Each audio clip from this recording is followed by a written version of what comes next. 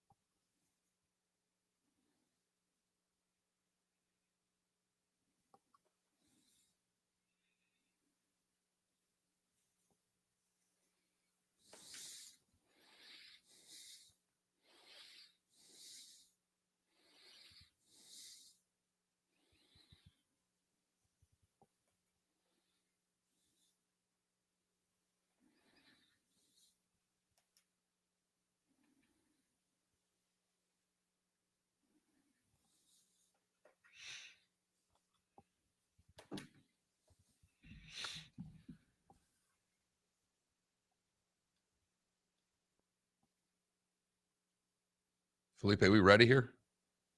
Yeah.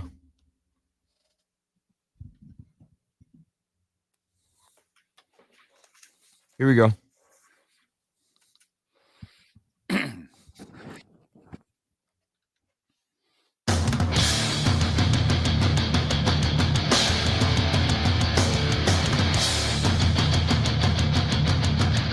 You are listening to Miller and Moulton, exclusively on the Florida Sports Network.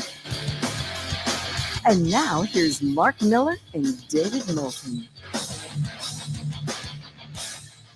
Top of the morning to you. Happy Friday. How the heck are you, Miller and Moulton? It's a football Friday. Football Friday. Here on the Florida Sports Network, floridasportsnetwork.com. Top of the morning to you, Mark. How you doing? Good morning, David. Doing well. Nice little game last night.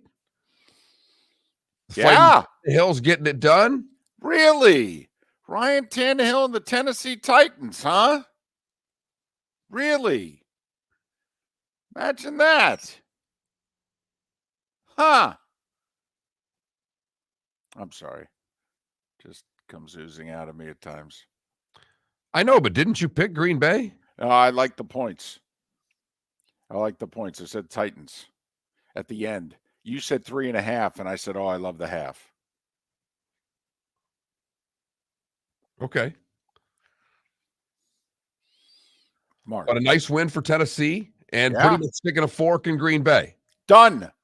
They have to win out. With their conference record and tiebreakers and all that, they would have to win out to have a shot. They are not winning out. Heck, in 10 days, they're at Philly. They play at Miami on Christmas Day. They have another game with the Vikings. Please, with the way they're playing, the Bears and the Lions aren't gimmies either. They're done. Put a fork in the Packers. How about that? Before Thanksgiving, the Packers are done. Done. Now we can start is this it for Aaron Rodgers? Is he going to retire? And it gets us in trouble for those of us that you just try to assume they're a good team, that they're going to figure it out. They're going to get this back. That now it's Aaron Rodgers. They'll figure out what to do. They're still a good team. No, they're not. You have to admit, though, this is pretty shocking. They've won 13 games each of the last 3 years. They lost like one guy on defense. David, I had them going to the Super Bowl. It's not like I didn't think this was going to be a good football team. They lost one defensive lineman, and they did lose one of the, on his worst day, 5 best wide receivers. On his best day, one of the 3 best wide receivers in the league. Wow. You know what? maybe the wide receiver deserved all that money. I guess so. I mean, that receiver leaving causes Aaron Rodgers to overthrow guys, underthrow guys, throw picks. I mean, taking one guy away from Aaron Rodgers, mentally, I didn't know he was that weak. But what a difference a year can make in the National Football League. You know, a lot of times things like this happen when your star quarterback gets hurt. You know, remember there was the year, what was it, 4 or 5 years ago, Rodgers, they were 4-1. He gets sacked and slammed hard to the ground and breaks his collarbone. And, you know, the Packers had a horrible year after that. They won like 2 games. This year, he just fell down, broke his ego, and hasn't been able to recover from it. Look at you at 6:04 a.m. I like the snark this early. I like it a lot. He stunk. He is stunk. And everybody else except for Aaron Rodgers has been blamed for this. Oh, there's no receivers there. Oh, they're not using the right. Oh, the line's banged up. Why is it that every other quarterback gets up? And I know he deserves a bit of a pass, but he's not been good. He has certainly not played to the level that he has played at for most of his career. I mean, for goodness sakes, hasn't he just won back-to-back MVPs? Yeah. He and Brady both.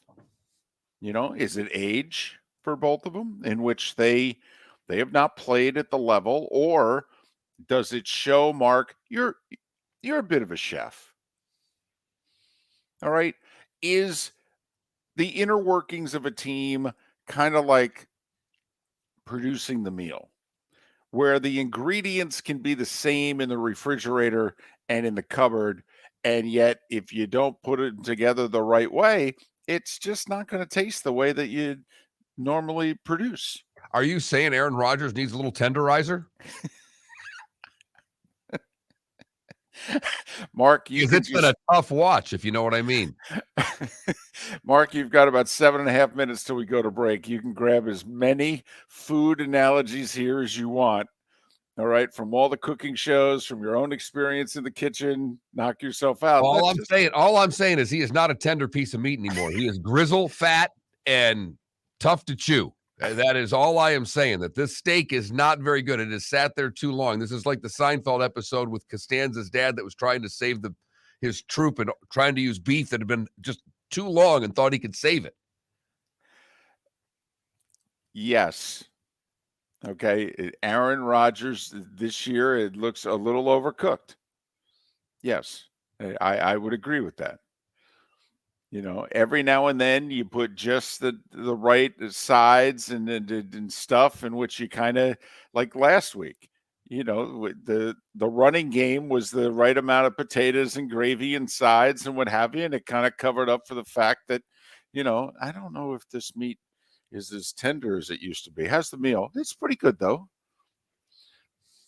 They fooled us just enough last week to make us believe that we were dining at a nice restaurant, when in fact we were at just one of those chain steak places that, quite frankly, is not that good. I do think we need to remember this, though, come the playoffs, how tough and out the Tennessee Titans are going to be. Now, I think they lost their moment last year when they were the 1 seed and everybody had to come to them, you know, whether it be Cincy, Kansas City, Buffalo. They were all going to have to go through Nashville. And unfortunately, Tannehill had a bad day. And they turned it over a bunch of times. Derrick Henry was 60% his first game back from injury after missing 2 months. And I think they lost their golden opportunity, particularly since they still had A.J. Brown. But, Mark, you got to acknowledge this team can travel. It doesn't matter if they got you in Nashville or not. With the way they play, they can play you in your parking lot and beat you. In fact, they might prefer to play you in your parking lot and beat you. Yes. Because, David, you know, you always go back and talk about the Lambert line that we'd go, you give us a 6-pack, a pack of smokes, and we'll go out there and do it again.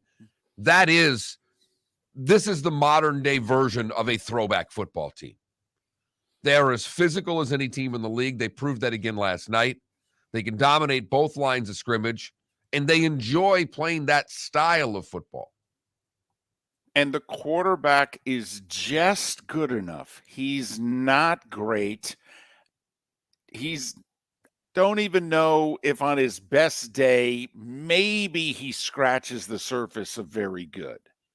But if you're going to load up to stop the big fella in the backfield, he's like, I am capable of play action and hitting an open receiver. I just am.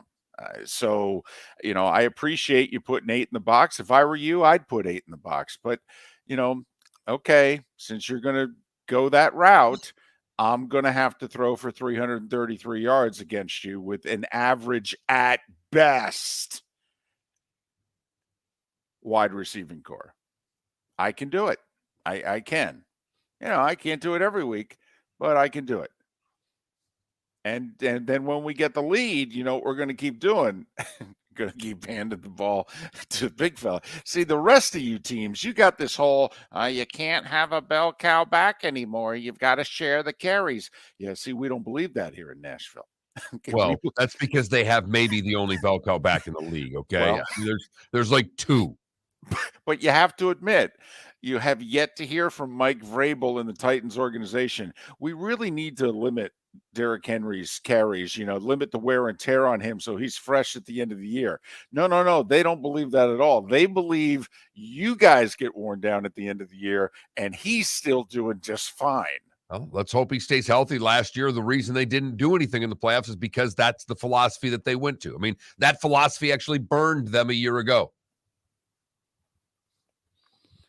So they have won 7 of 8. The loss was in Kansas City in overtime in a game in which really only the pure greatness of Patrick Mahomes saved the Chiefs. He single-handedly in the fourth quarter in overtime beat the Titans. They have had 6 consecutive winning seasons. This will be a 7th. They are the team you don't want to play. They're the team that you get through. Mark, they're the hockey team. Okay, you get through the 7-game series. You win game 7 by a goal, and you skate off the ice and you look at one another and go, thank goodness we don't have to play these guys anymore. I know you're right. It would be nice to see them win an important game before we could. They are a tough out, but they've been giving you an out. Last 2 years, they've been one and done. Year before that, they went to the AFC Championship game. Remember, they ended Brady's Patriots career, went into New England, beat them, went into Baltimore, beat Lamar and the Ravens when they were the 1 seed. So, Tennessee ending Green Bay's season. And tying the Dolphins for the 2 seed in the AFC playoffs. I believe Miami somehow, some way has the tiebreaker because they both have the same record and the same conference record. But when I looked this morning as for standings and conference rankings, Miami was listed ahead of Tennessee. So we got to be down to about the 4th or 5th tiebreaker here that the Dolphins as of now have over Tennessee for the 2 seed. And those things will, like they always do, sort themselves out in a lot more common fashion between now and the end of the season. Because while it sometimes gets down to tiebreakers 4 and 5, usually these things find a way to take care of themselves before we have to figure out what everybody's opponent's schedule rank is in the breakdown of different tiebreakers. The 27-17 Titans, nice win over the Packers on the road, getting it done. Derrick Henry throws for 1, runs for 1, and the Titans with an impressive road victory.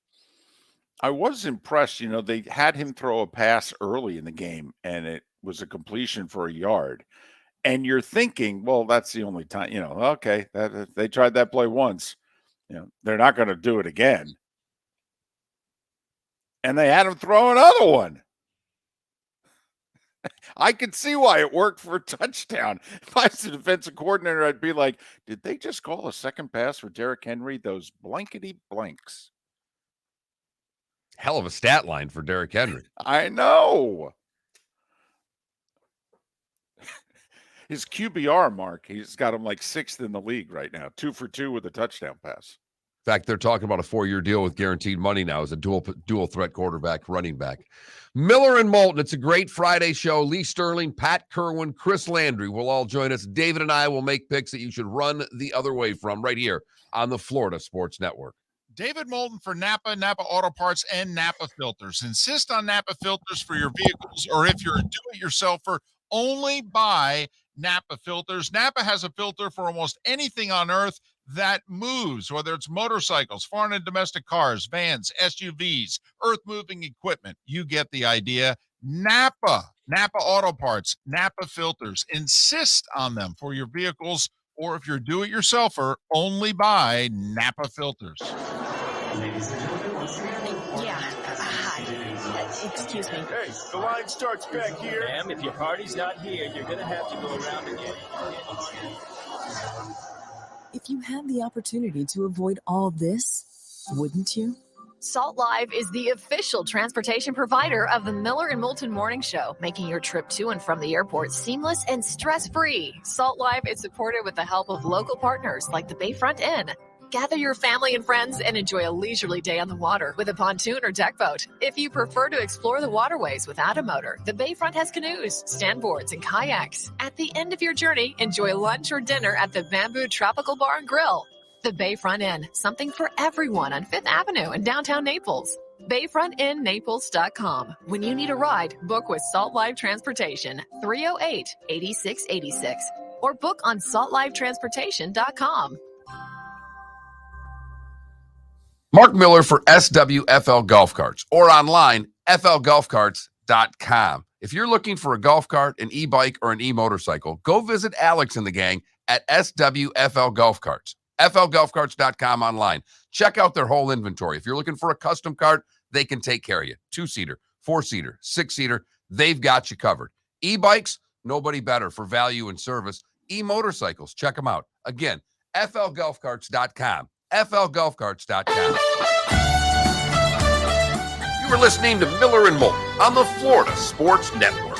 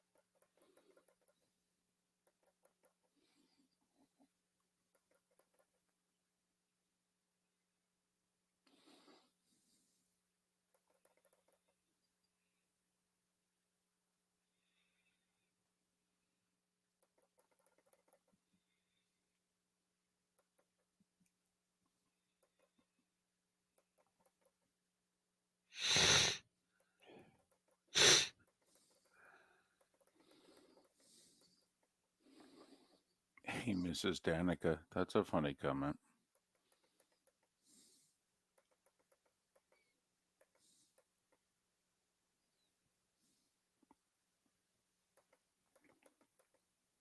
Oh, it's more than a shoe and sock warning at Jacksonville.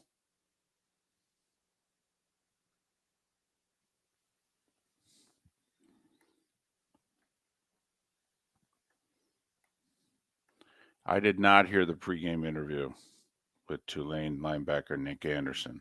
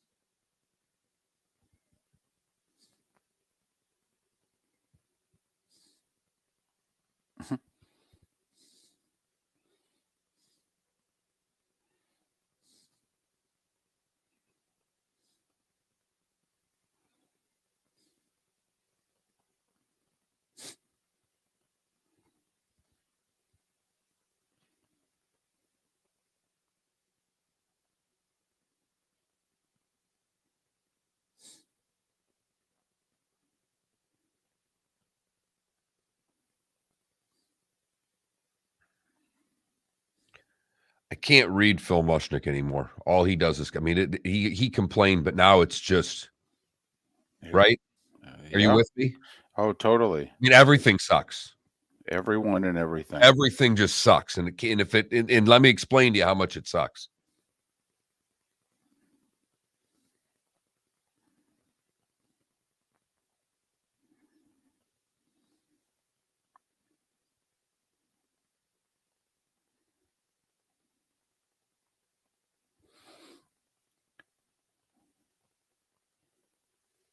Okay, this is not political, but I do have a question. If we're allowed to cancel debt for businesses, why are we not allowed to cancel debt for students? Listen, I'm not in favor of the policy of canceling the student loan debt, but I am curious how this is unconstitutional, but it was okay to let businesses just get free money and the tunes, I don't understand how one's okay and one's not. So a corporation's okay, but an individual's not? I mean, I get being against the policy. I'm against the policy, but I can't believe the courts are finding it unconstitutional. What's unconstitutional? 30 seconds. But anyway, all right. That's all I got.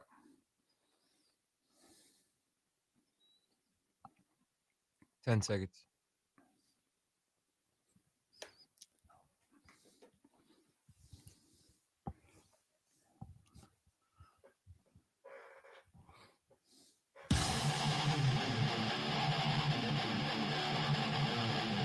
You're listening to Miller and Moulton, exclusively on the Florida Sports Network. 21 minutes past the hour. Miller and Moulton, Florida Sports Network, floridasportsnetwork.com. Thanks so much for being with us. So they're moving the Bills-Browns game. It's going to be played in Detroit. They did this 8 years ago. Bad weather in Buffalo. They moved the game to Detroit. The Bills will now play 2 consecutive games in Detroit because they play the Lions on Thanksgiving. I guess now the question is, do you just stay or do you go back? Hell, you don't even know when the airport's going to be open in Buffalo. I would imagine that they will be able to get back even on Sunday if they want to. Because the snow's supposed to be done by Sunday morning in theory. But, I mean, airports are usually the first things that are dug out. Okay. All right. But it may not be dug out Sunday. It may be dug out on Monday. So, I mean, do you fly back on Monday if you're just Not going to really. get back on the plane on Wednesday? I don't think so. I would have told them to pack for the week. Now, I think they canceled the game because they didn't think the Browns and the officials could get to Buffalo. That was always the way I looked at it. First off, the league did this. Buffalo didn't do this. Right. I know. I mean, for some reason, people are dumping on the Bills. The wimps, they didn't want to play the game. Really? You really don't think Buffalo wanted to play in 3 feet of snow? They actually probably did. Their fans did too. Part that stinks for Buffalo fans right here is that they can't get out of Buffalo. I imagine if Cleveland guy wanted to make the trip to Detroit, he could do it pretty easily. Right. Now, I have no idea what they're doing for tickets. I'm guessing they're charging. To me, this would be a golden opportunity to, it's right around the Thanksgiving holiday. I mean, there's a bunch of things you could do here. Military and their families can get in for free. I mean, there's a bunch of stuff you could do here that would be really good PR. Well, and I think, let's look at it this way, from Detroit's perspective. I mean, you're looking at this from Buffalo and Cleveland. I think it's crap for Detroit. And not the Lions, the city of Detroit. If they could have given them the Bills and anybody but the Browns, but they basically give them the doppelganger, are you kidding me? They replaced the Lions with the Browns. What a kick in the shorts that is.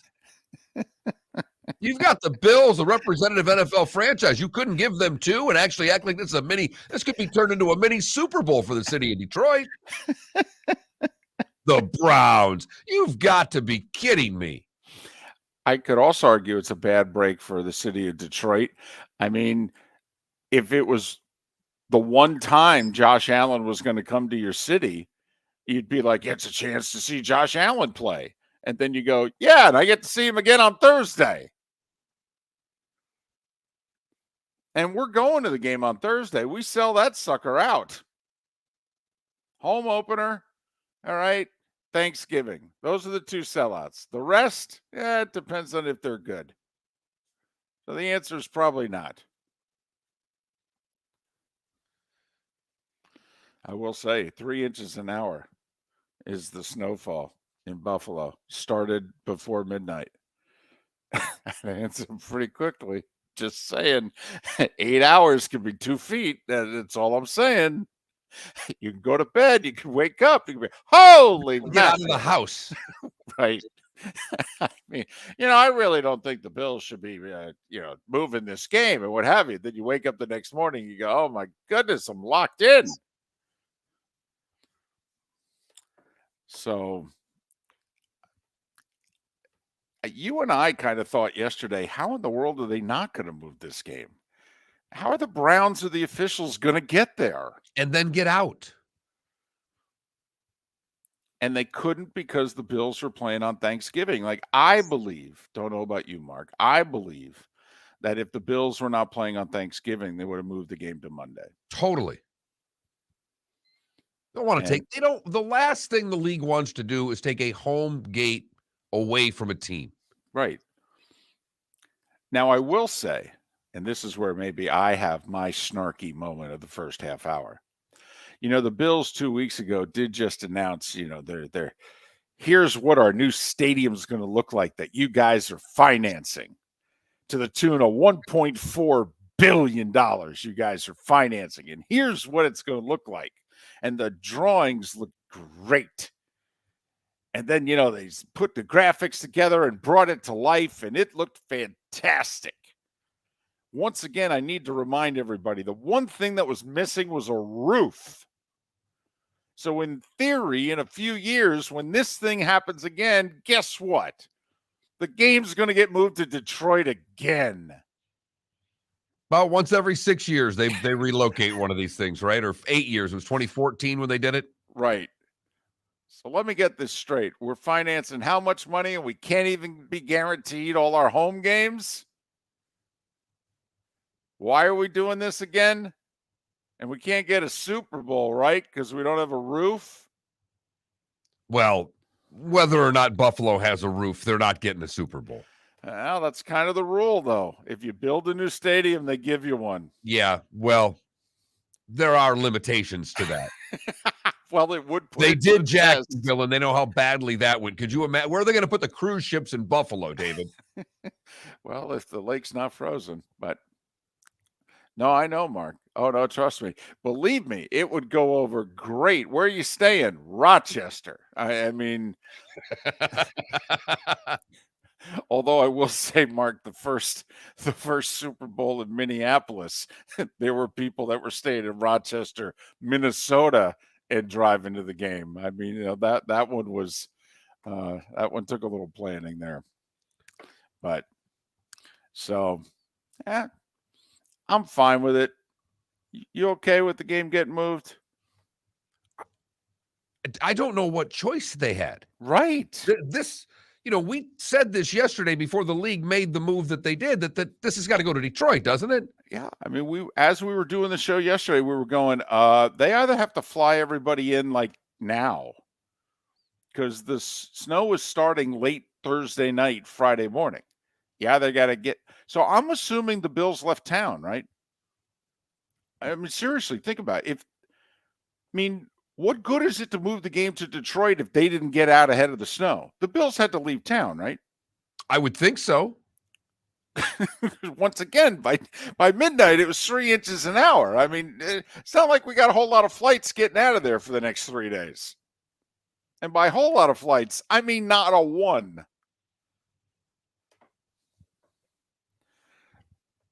So I'm guessing the Bills are in Detroit. I'm guessing they were at the casino last night, Mark. Greek Town was hopping. But Game moved. I'm with you, David. I have no problem with it. I think it was the smart move, and because they, as we mentioned, there was no place for it to go with the Bills playing on Thanksgiving. So I don't know if this is a break at all for the Bills. I mean, it's not really a break playing the home game, but at least they get to stay in the same city for 5-6 days. How many people you think will be at the game? I mean, think about that. Just any city in this country in which all of a sudden, on incredibly short notice, they go, hey, Bills and Browns at your place Sunday at 1. How many people would turn and look at one another and go, hey, chance to go to an NFL game? Because I don't think there's going to be a lot of people at this thing. What's that hold? Probably like 65,000, 70,000. Yeah, I think it's somewhere in closer that to range. 70. Yeah, Ford Field. Yeah. I mean, is this going to look like when the MAC championship game in Detroit? Ooh, Motor City Bowl, MAC championship, Bills, Browns. I think you're on to something. I think you're like 25,000 strong unless they figure out a way to just give these suckers away. And I feel badly for the Bills because you got to figure it's going to be all Browns fans, right? All Browns fans. And then the sport fan that's just going to go watch Josh Allen play. Sitting there with your Barry Sanders jersey on, watching the Bills and the Browns. Miller and Moulton, the starting five coming up on the other side. Lee Sterling, Pat Kirwan, Chris Landry, all scheduled to join us on the show today. David Moulton, starting five, is next on the Florida Sports Network. Excuse me. Hey, the line starts back here. Ma'am, if your party's not here, you're gonna have to go around again. If you had the opportunity to avoid all this, wouldn't you? Salt Live is the official transportation provider of the Miller and Moulton Morning Show, making your trip to and from the airport seamless and stress-free. Salt Live is supported with the help of local partners like the Bayfront Inn. Gather your family and friends and enjoy a leisurely day on the water with a pontoon or deck boat. If you prefer to explore the waterways without a motor, the Bayfront has canoes, standboards, and kayaks. At the end of your journey, enjoy lunch or dinner at the Bamboo Tropical Bar and Grill. The Bayfront Inn, something for everyone on 5th Avenue in downtown Naples. BayfrontInNaples.com. When you need a ride, book with Salt Live Transportation, 308-8686, or book on saltlivetransportation.com.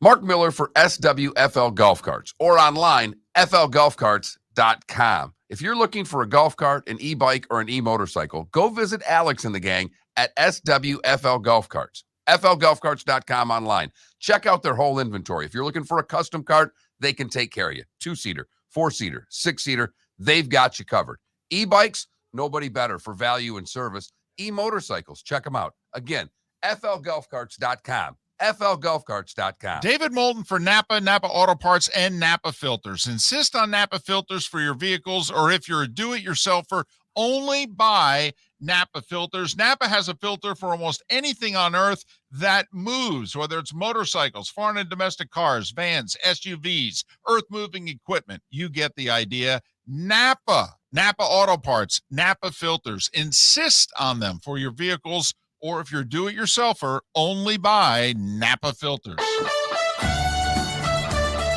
You were listening to Miller and Moulton on the Florida Sports Network.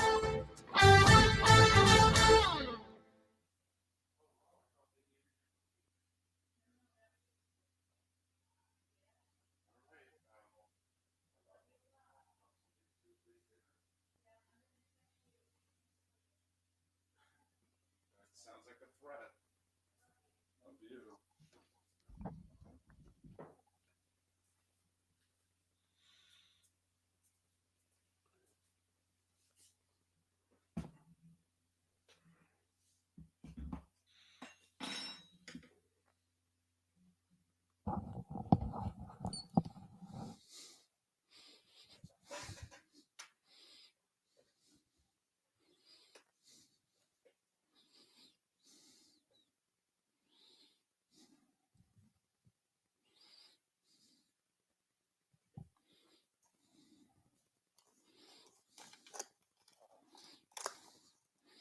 Is how bad the snow is right now in Buffalo. Jim Cantore couldn't make his 6 a.m. Live hit. He couldn't get to it. It's just getting on the air now.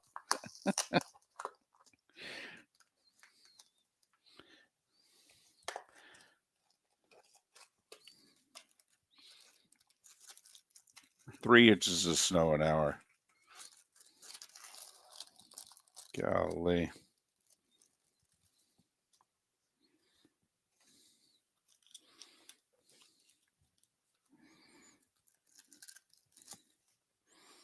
Cleveland also got snow yesterday.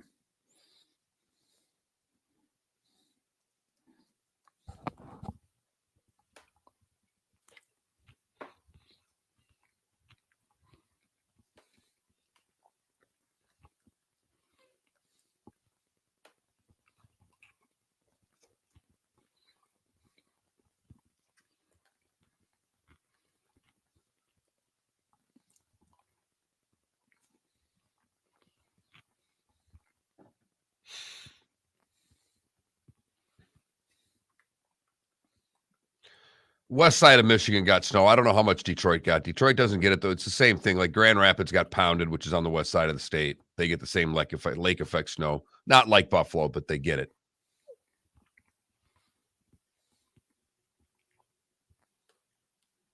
Buddy sent me a great video. His dog's a puppy. First snow for his dog, just going bat blank crazy in the snow, running around. It was Boxer, like 7 months old. That's great. Almost made me miss it for 2 seconds. Macaroni salad, buffalo chicken dip. What'd you go with there? That looked like a Publix container. Potato salad. Went to Publix 2 days ago. Bought a tub of buffalo chicken dip. You inspired me.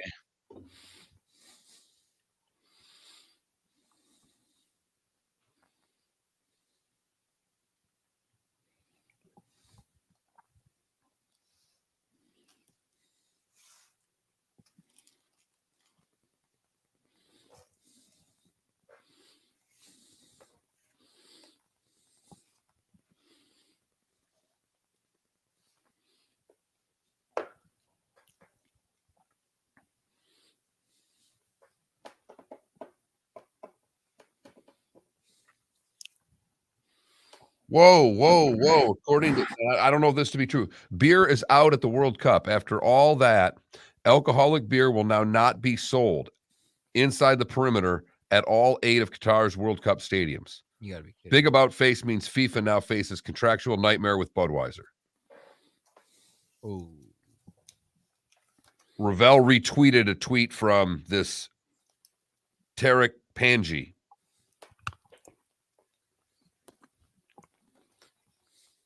Who's a New York Times soccer writer. We're off to an interesting start. Well, not only that, they're cutting into live broadcasts around the world. Have you seen? All of a sudden, security shows up and they start saying, you can't do this. And they're like, what are you talking about? I got a credential. We're live. Nope. We're coming back.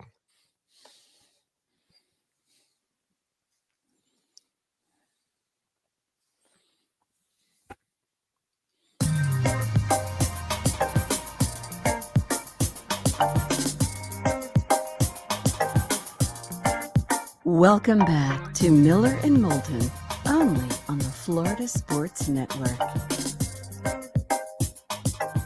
22 minutes before the hour. Miller and Moulton, Florida Sports Network, floridasportsnetwork.com. Lee Sterling will make his picks in about 40 minutes. Pat Kirwan to join us a little earlier than normal. His schedule makes it so that he will join us 1 hour from now. So one big segment with Pat instead of 2 segments. And then Chris Landry will join us 2 hours from now. Before we get to the starting 5, Mark, what was that breaking news that you had late in the commercial break there? Well, beer is out at the World Cup. Wait, what? After all that was going on, Tarek Panja, who is a soccer writer for the New York Times, tweeted out, beer is out at the World Cup. After all that, alcoholic beer will now not be sold inside the perimeter at all 8 of Qatar's World Cup stadiums. Big about face means FIFA now faces contractual nightmare with Budweiser. Oh, I think it's beyond a nightmare. I believe they violated the contract. I believe it's called a full refund, right? Isn't that how that works? Ravel retweeted this, saying that haven't seen the AB contract with FIFA, but assuming it guarantees that in exchange for paying more than $100 million per World Cup cycle, its core brand is guaranteed in stadiums. And we had reported a couple days ago that the folks in Qatar, in which there's no alcohol in Qatar, but in the stadiums, they were keeping it because of FIFA saying, hey, you agreed. We negotiated this. And Qatar just said, well, is there any way that you could take down some of the signage and can you just kind of, I don't know, keep it on the concourse, if you know what I mean? Not quite as visible. And so that was supposedly the compromise. This just in, there's no compromise in Qatar. Do you think, before we go to the starting 5, do you think we will have a protest of some kind where some team doesn't show up for a match? No. It's the World Cup. And if it were, it would be country number 694th in the rankings. There is nobody that is going to sacrifice the potential to lose a World Cup game, miss a World Cup game, not get points in what is the biggest tournament in the world for some political stand. Not happening. Okay. All right. I just asked. That's all. Time now for The starting 5. 5 stories you need to know. It's the starting 5 on Miller and Moulton. Here's number 1. You know, Paul in our Twitch chat room just threw out something. I'm wondering, could the compromise be that FIFA lets some countries run around in Budweiser jerseys? That's a no? Is that we'll make it up to you? Titans beat the Packers 27-17. We'll say it. The Packers are done. Put a fork in them. I know mathematically they can win out and go 10-7, and it might even be good enough to make the playoffs. But we're willing to put a fork in the Packers right now. Tennessee, meanwhile, has won 7 of 8. They're 7-3. They're tied with the Dolphins for the 2 seed. And how many more wins do they need to officially clinch the South? Probably not many more. They may have done it last night. Especially since they've swept the Colts. So Tannehill, 333 yards, thank you very much, and 2 touchdown passes. Derrick Henry, 87 yards rushing with a touchdown, and he threw a touchdown. Rodgers did have 2 touchdown passes to Christian Watson, who's now caught 5 in the last 2 weeks. The guy went from having no touchdowns to the leading rookie wide receiver in the league in touchdowns. He's done it all in 5 days. But the Packers were held to 56 yards rushing, and because of it, they had to throw the ball twice as many times as they ran it.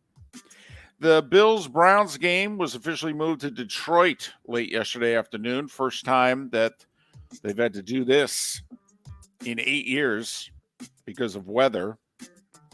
The District of Columbia is suing the Commanders for alleged ticket scheme.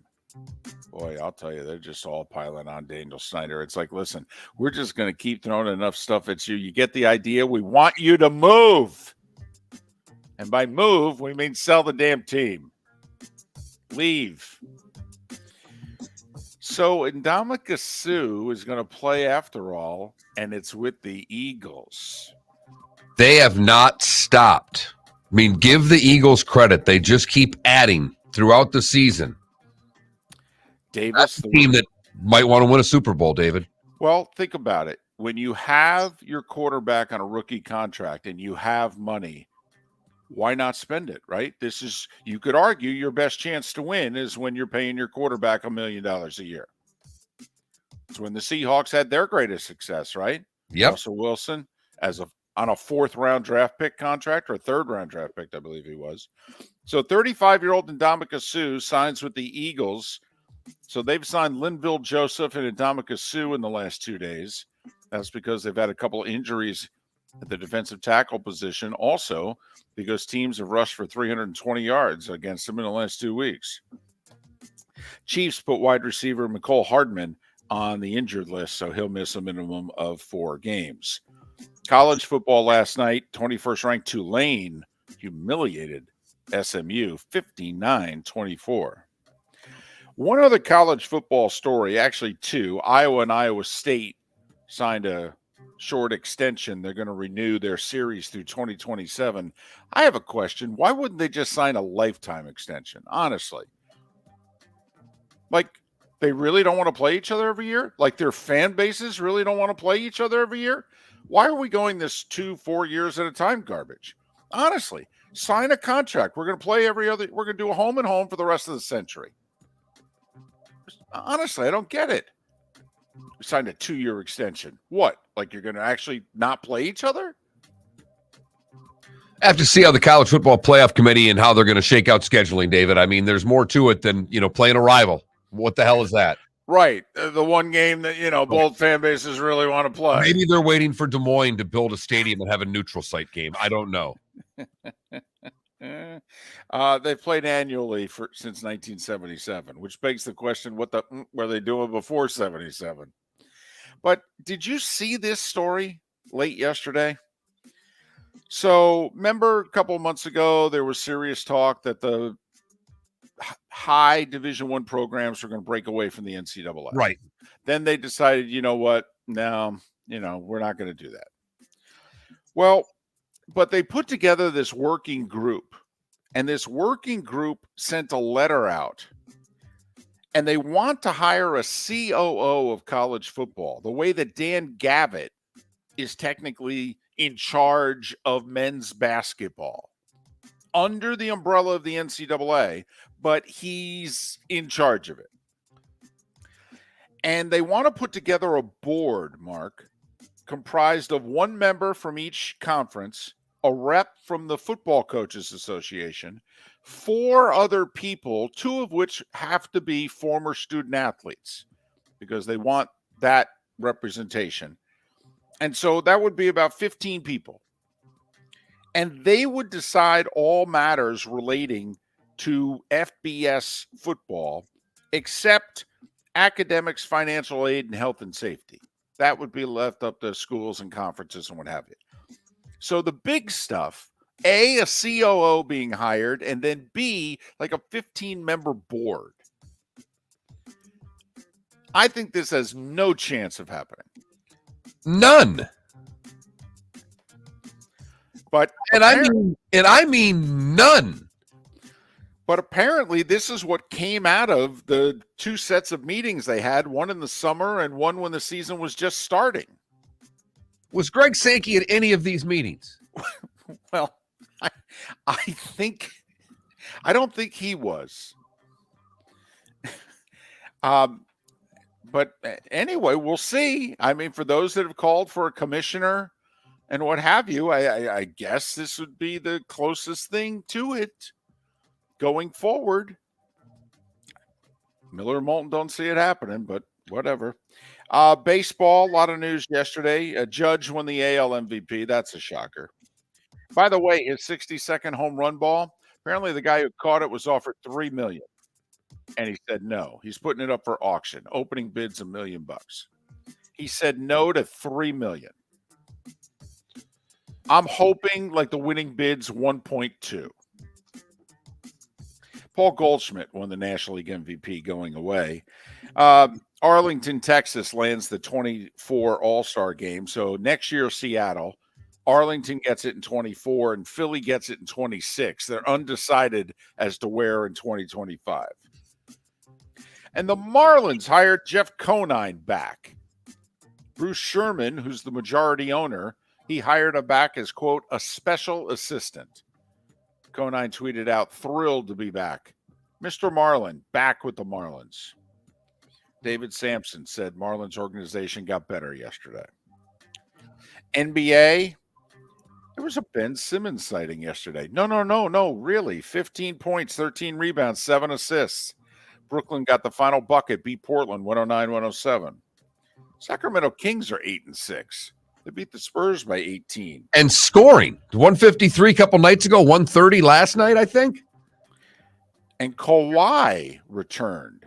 He hadn't played in a month. 25 minutes last night, only scored 6 points. Clippers rallied to beat the Pistons 96-91. A couple of upsets in college hoops last night. 20th ranked Michigan got whacked in Brooklyn by Arizona State by 25. And Mark, not only is the football team 3-7, but the A&M basketball team just dropped out of the rankings because, Murray State just beat them by 9. So this will be their last few days that they're ranked. FAU in-state, a winner by 11. South Florida lost to Austin P by 2. The Bulls are 0-4 to start the season. That's a coach who may not make it to the end of the year. Women's side, FAMU got beat by Michigan State by 65. Ouch. NHL, basically, if you're in the league, you played last night. Lightning beat the Flames 4-1. Vasilevsky, 39 saves. Kucherov with 2 goals. Panthers, meanwhile, lost at home to Dallas 6-4. The Bruins are 15-2. They beat the Flyers 4-1. The Devils have won 11 in a row. They went 11 in a row, and they were a bad team a year ago. And they were a bad team the first week of the season. But they beat Toronto 3-2 in overtime last night. Bunch of OT and shootouts last night. Colorado beat Carolina in overtime 3-2. Crosby, 2 goals, 2 assists for the Penguins in a 6-4 win over the Wild. Ovechkin scored number 789, but Washington lost for the 8th time in 10 games, 5-4 in a shootout to St. Louis. I'll say this, Mark. Ovechkin scoring about a point a game. All right. He's also minus 13. Just saying. Columbus 6-4 over Montreal. Listen, Mark, I don't want to say that those blue jerseys that you referenced earlier in the week, the light blue Canadian jerseys, were bad, all right? But the media critic in the New York Post wrote about how bad they were, which he said, really? The Canadians? You changed your uniforms? They basically made every team come up with this third jersey. The Montreal Canadiens have 2 gorgeous hockey sweaters. Correct. Just like the Chicago Blackhawks have Right. 2 gorgeous hockey sweaters. In fact, all of the original 6 teams look pretty damn good in their whites or their darks. The third jersey for the Bruins with the little bear logo looks kind of cool. I'll give them that. But man, oh man, the light blue Montreal Canadiens, goodness gracious. Nashville edged the Islanders 5-4. Winnipeg 3-2 over Anaheim, who's still yet to win a game in regulation. Seattle beat the Rangers 3-2 in overtime. Vegas 4-1 over Arizona. And your Wings, Mark, 7-4 over the Sharks. In golf, Lydia Ko went 7 under at Tiburon. She has a 1-shot lead in Naples over 2 players, including Danielle Kang at the season-ending CME Group Tour Championship on the LPGA Tour. Cole Hammer has a 1-shot lead at the RSM Classic. Terrell Hatton and Matt Fitzpatrick are tied at 7 under for the lead in the World Tour, which used to be the European Tour, their tour championship. By the way, played in Dubai. Find the irony where you may. Oh, yeah. College basketball is going on right now in Dublin. You heard me correctly. And Stetson leads Ryder 51-40 with under a minute to go. Actually, now they lead by 8, 74-66, under a minute to play. The Hatters trying to start off the season 3-0. That's right. It's the MAAC ASUN Challenge in Dublin because it just had to happen, Mark. And that was the starting 5. Miller and Moulton. Lee Sterling, about 30 minutes away from making his picks. Pat Kirwan coming up in the 7 o'clock hour today at 7:38. We'll make our picks at 8. And then Chris Landry in the 8 o'clock hour to talk all things college football. Where else but right here, Miller and Moulton on the Florida Sports Network. Mark Miller for SWFL Golf Carts or online, flgolfcarts.com. If you're looking for a golf cart, an e-bike, or an e-motorcycle, go visit Alex and the gang at SWFL Golf Carts. FLGolfCarts.com online. Check out their whole inventory. If you're looking for a custom cart, they can take care of you. 2-seater, 4-seater, 6-seater, they've got you covered. E-bikes, nobody better for value and service. E-motorcycles, check them out. Again, FLGolfCarts.com. FLGolfCarts.com. Don't miss the Miami Dolphins watch party every Sunday at the Seaside Bar and Grill in Bonita Springs. Presented by Clutch Vodka. The Seaside will be serving Clutch Vodka drinks, including the awesome Bloody Mary bar at the Seaside. If you can't be at Hard Rock Stadium, come have fun at the best place in town to watch the Dolphins and enjoy the best, clean, crisp, smoothest vodka. That's Clutch with a K. Miami Dolphins parties every week at the Seaside Bar and Grill on Old 41 in Bonita Springs. Powered by Clutch Vodka. David Moulton for Napa, Napa Auto Parts, and Napa Filters. Insist on Napa filters for your vehicles, or if you're a do-it-yourselfer, only buy Napa filters. Napa has a filter for almost anything on earth that moves, whether it's motorcycles, foreign and domestic cars, vans, SUVs, earth-moving equipment. You get the idea. Napa Auto Parts, Napa filters. Insist on them for your vehicles, or if you're a do-it-yourselfer, only buy Napa filters. Excuse me. Hey, the line starts back here. Ma'am, if your party's not here, you're going to have to go around again. You had the opportunity to avoid all this, wouldn't you? Salt Live is the official transportation provider of the Miller and Moulton Morning Show, making your trip to and from the airport seamless and stress-free. Salt Live is supported with the help of local partners like the Bayfront Inn. Gather your family and friends and enjoy a leisurely day on the water with a pontoon or deck boat. If you prefer to explore the waterways without a motor, the Bayfront has canoes, standboards, and kayaks. At the end of your journey, enjoy lunch or dinner at the Bamboo Tropical Bar and Grill. The Bayfront Inn, something for everyone on 5th Avenue in downtown Naples. BayfrontInNaples.com. When you need a ride, book with Salt Live Transportation, 308-8686, or book on saltlivetransportation.com. Mark Miller for SWFL Golf Carts, or online, FLGolfCarts.com. If you're looking for a golf cart, an e-bike, or an e-motorcycle, go visit Alex and the gang at SWFL Golf Carts. FLGolfCarts.com online. Check out their whole inventory. If you're looking for a custom cart, they can take care of you. 2-seater, 4-seater, 6-seater, they've got you covered. E-bikes, nobody better for value and service. E-motorcycles, check them out. Again, FLGolfCarts.com. FLGolfCarts.com. You were listening to Miller and Moulton on the Florida Sports Network.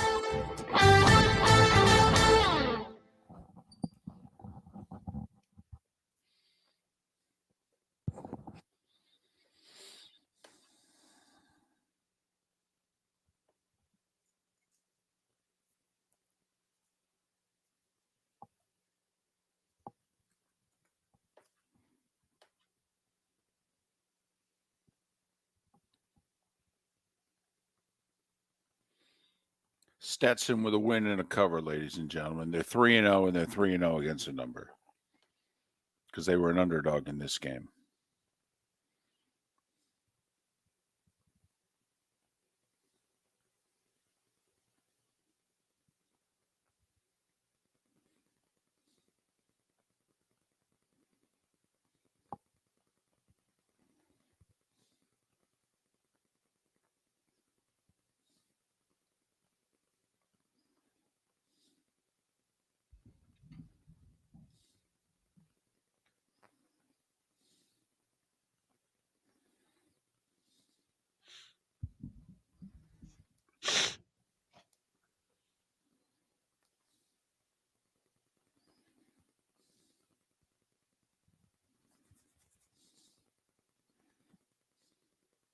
You want to get Keyshawn, J. Will, and whatever off the TV? Say less.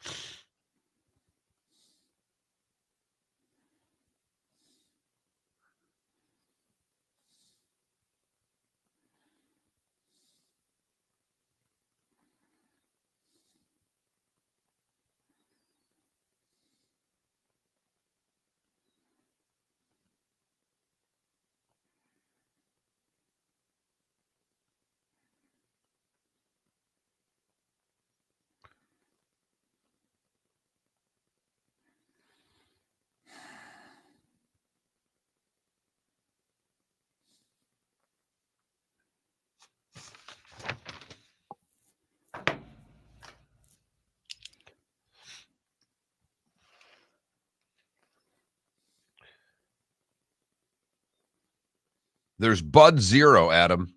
That's now their non-alcoholic beer. Bud Zero, according to the release.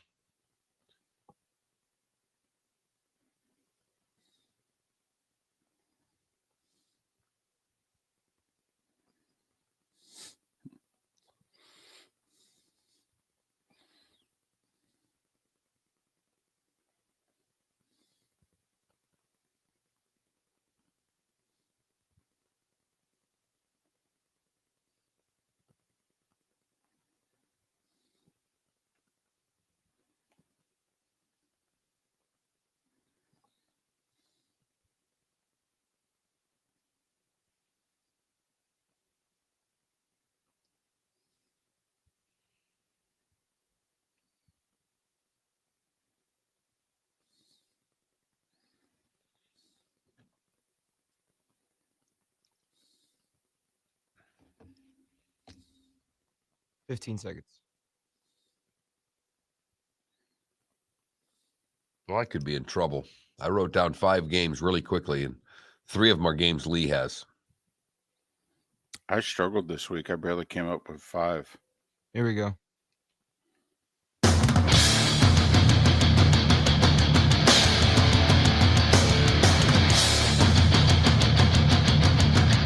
You are listening to Miller and Moulton, exclusively on the Florida Sports Network. And now here's Mark Miller and David Moulton. Top of the morning to you. Hour 2 of Miller and Moulton on this Football Friday. Football Friday. Here on the Florida Sports Network, floridasportsnetwork.com. Lee Sterling in 20 minutes. Give us his picks. Pat Kirwan in 35 minutes. Pat having to move his segment up this week because of his personal schedule.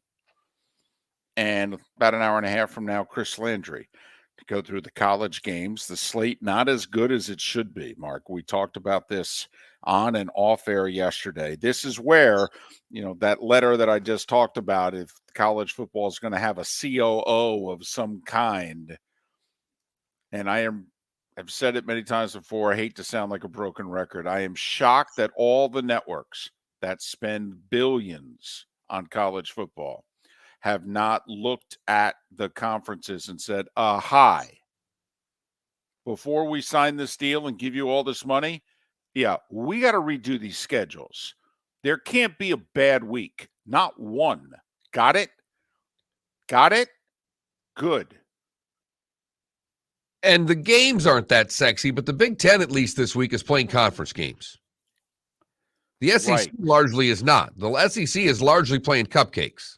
Right. It's because next week's rivalry week, and so they feel the way to get ready for that is to, play a cupcake.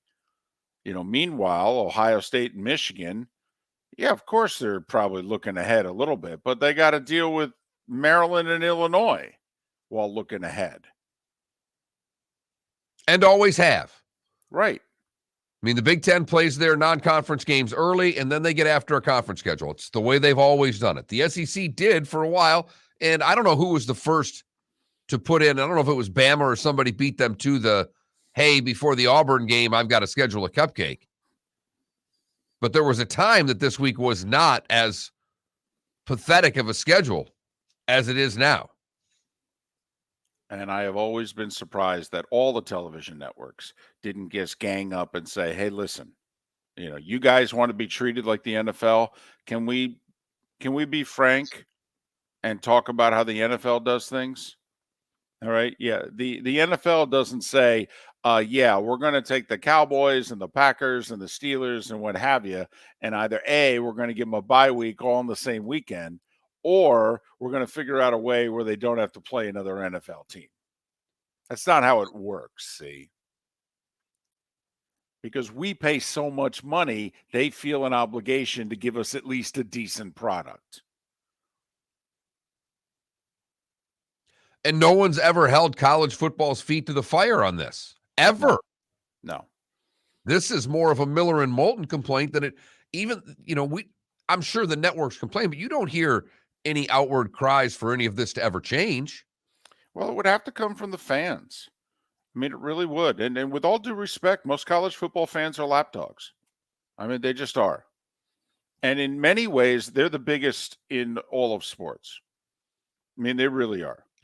Because while right now, I'm sure everybody that's a college football fan would like to see better games this week. If I told you, Alabama fan, you need to schedule somebody before Auburn, you would explain to me all the reasons why you don't. Right. And what I don't understand is why the paying college football fan also, why you settle for the schedules that you settle for. I mean, you have to pay a seat licensing fee and then buy the tickets every year. And you're lucky if your beloved franchise gives you half of the schedule that's good. I mean, you really are. I mean, you know, Foley, when he was AD at Florida, when people gave him grief about why are we playing LSU? Okay, we've got it tougher than so many others. And he looked at him, and Jeremy was like, I got to sell tickets. I got to have a couple of really good games every year so that you guys want to keep buying tickets. And which goes back to the whole Florida, Georgia to neutral site thing. You look the year. I mean, if you added every other year that game to both. By the way, Mark, could you humor me for a second? Okay. Read off Georgia's home schedule this year. Wasn't ready for you, but I know it's Sorry. bad. I know Kent State was early, Well- David, so I can tease you with that big game because Well- remember, the Oregon game was a neutral site game. Right. So Georgia, And Mark, this is as good as the Georgia home schedule can get. they opened at home with Samford, not Stanford, Samford, then Kent State. Mm-hmm. Then they had a rivalry game. They had Auburn. And I know Auburn's, Correct. but Georgia-Auburn is a big deal. Correct. Then Vanderbilt, Mm-hmm. then Tennessee, that monster game a few weeks ago, and they'll finish with Georgia Tech. That's as good as the Georgia home schedule can get, by the way. The rivalry game with Auburn, the rivalry game with Tech, and Tennessee, the best Tennessee team that's come to town in almost a quarter century.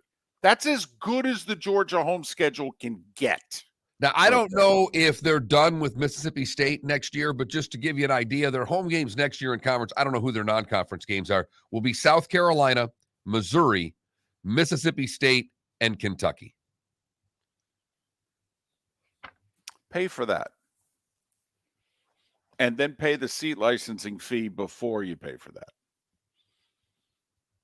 And I honestly, I don't know why the college football fan accepts it. I don't. But they have, and they always do. And I know attendance was slowly going down there in the 2000s and the 2010s, so you could argue, well, we haven't always accepted it. Well, okay, to a very small degree. But there's no reason why in many conferences the schedule should be as bad, and particularly it's in the SEC. I mean, the Big Ten's playing Big Ten games, the Pac-12's playing Pac-12 games, Big 12's playing Big 12 games, ACC's playing ACC games. It's the big bad SEC. And remember, they only play 8 conference games to begin with.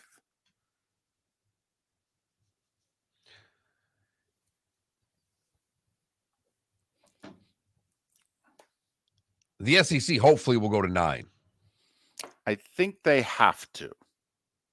And they all but acknowledge that here in the last few weeks, that we're going to have to go to 9. Sankey did come out earlier this week, though, and basically say the divisions are going away and the pods aren't coming. It's just going to be one 16-team league. This is going to be fascinating. I can't wait to see how the scheduling is done. Apparently, it's going to be some kind of 6-3 scheduling. And I'm guessing that there's 3 that you play every year. I'm guessing, and then the 6 rotate, and the top 2 finishers go to Atlanta.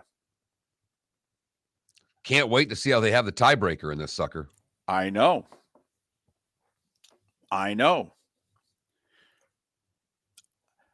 This is interesting. You know, obviously the most popular league is what? The NFL. they do the division thing. And the fans, and every now and then you get the bad team that wins the division, and it keeps a 10-win team out of the playoffs. And then, the 11-win team has to go on the road and play the 8-win team, and then blah, blah, blah. And the league's doing just fine. Now, when we get to this new playoff and they want to put an SEC semifinal in there, maybe they go to four-team divisions, David. Then again, Mark, if you were Sankey, why schedule more games with a chance to knock yourself out of the playoff? Instead, let your teams post your 10-2s and just sit back with your arms crossed going, really? You're not going to put us in the 12-team playoff? Whereas if you schedule a semi, the 10-2 team, which isn't, a 1 or a 2 seed, it's a 3 or a 4. What's going to happen? They're probably going to lose. Now they're 10-3, and now they're out. No, you're right. I was having a little more fun with that because, well, they'll figure out a way that the semifinal loser could still get in, David. It is the SEC after all. Only if they're named Alabama. But this could be a mess. It'll be – I can't wait to see how they pull it off. The other thing that I can't wait to see is I'm assuming the 6 is the rotating? Yes. Okay. So then there's 3 teams that you're playing every year. Okay. You're Florida. Who are the 3? Georgia. Mm-hmm. Yep. Okay. Right. Tennessee? Maybe. I'm assuming. Which means that Tennessee would get Alabama, Vanderbilt, Florida. And Georgia wouldn't be one of the right. Exactly. Right. Georgia's would be Auburn and Florida, and then I don't know what. Right. I mean, that's the part of this in which it's like, well, we want Tennessee to be one of our guarantee games, and Tennessee's going, if it's a choice between Florida and Georgia, we'll take Georgia. That game means more to us. It's a border rivalry thing. So, I mean, that the scheduling, I'm telling you, I'm fascinated by this. This went very under the radar earlier this week when Sankey said, divisions are likely going away and we're not doing the 4-14 pods either. Oh, okay. Who are Alabama's going to want? Auburn and Tennessee. Right. Who's their third? And so now apparently with this format, every 4 years, you're going to play every team twice. That's the benefit of it. Okay. And I like that. That sounds great. That sounds like a win. But there's probably going to be a handful of really good rivalries that their fan bases want to play this game every year. And that ain't going to happen. Boy, it's tough to find 3 for every team, though, David. Well, right. And maybe you can come up with your 3, and I'm one of them, and I go, yeah, no offense, Mark. You're not on my list. You're number 4 for me. So don't know what to tell you. When we go to the meetings, you and I are going to be against each other. And Florida, if you're going to get Georgia and LSU, good luck with that. You want to keep that crossover in Baton Rouge? Does that mean a lot to you? And then you're a little torn also. I mean, remember, you do need wins. I mean, you want really good games, but could one of your 3 be one that you're pretty sure you're going to win 8 out of 10 times? That's why Tennessee wants Vandy. Exactly. They've already got Alabama in either Florida or Georgia in what we've laid out for them. Miller and Moulton. We'll switch gears and talk point spreads and gambling with Lee Sterling. He's next on the Florida Sports Network. Mark Miller for SWFL Golf Carts, or online, flgolfcarts.com. If you're looking for a golf cart, an e-bike, or an e-motorcycle, go visit Alex and the gang at SWFL Golf Carts. flgolfcarts.com online. Check out their whole inventory. If you're looking for a custom cart, they can take care of you. 2-seater, 4-seater, 6-seater, they've got you covered. E-bikes, nobody better for value and service. E-motorcycles, check them out. Again, flgolfcarts.com. flgolfcarts.com. David Moulton for Napa Auto Parts, and Napa Filters. Insist on Napa Filters for your vehicles, or if you're a do-it-yourselfer, only buy Napa filters. Napa has a filter for almost anything on earth that moves, whether it's motorcycles, foreign and domestic cars, vans, SUVs, earth-moving equipment. You get the idea. Napa Auto Parts, Napa filters. Insist on them for your vehicles, or if you're do-it-yourselfer, only buy Napa filters. Yeah. Hi. Excuse me. Hey, the line starts back here. Ma'am, if your party's not here, you're gonna have to go around again. If you had the opportunity to avoid all this, wouldn't you? Salt Live is the official transportation provider of the Miller and Moulton Morning Show, making your trip to and from the airport seamless and stress-free. Salt Live is supported with the help of local partners like the Bayfront Inn. Gather your family and friends and enjoy a leisurely day on the water with a pontoon or deck boat. If you prefer to explore the waterways without a motor, the Bayfront has canoes, standboards, and kayaks. At the end of your journey, enjoy lunch or dinner at the Bamboo Tropical Bar and Grill. The Bayfront Inn, something for everyone on 5th Avenue in downtown Naples. BayfrontInNaples.com. When you need a ride, book with Salt Live Transportation, 308-8686, or book on saltlivetransportation.com.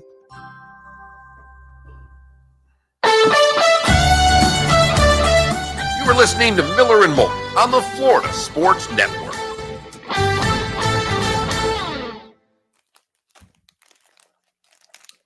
You don't have to put your headsets on, but I know you can hear me.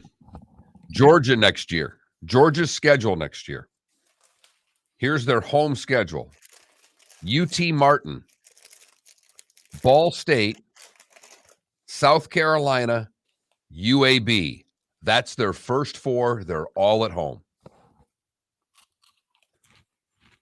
Then they play at Auburn in September, by the way.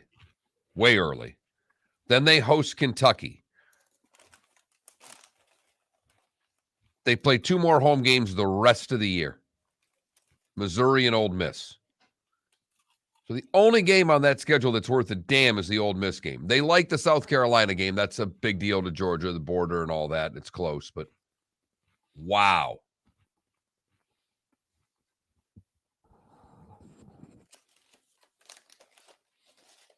Well, and I know most people here don't give a damn about Georgia. So Georgia has to pick three. Auburn, Florida. They would probably want Tennessee. And which means they won't play South Carolina every year.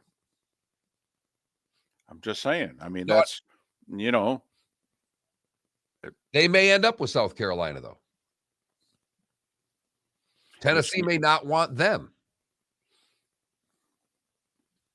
Would Tennessee want Kentucky? I don't know. Right. You know, Florida, you know, you keep saying, like, to me, Florida's going to get Georgia and LSU. Would they get South Carolina? Probably.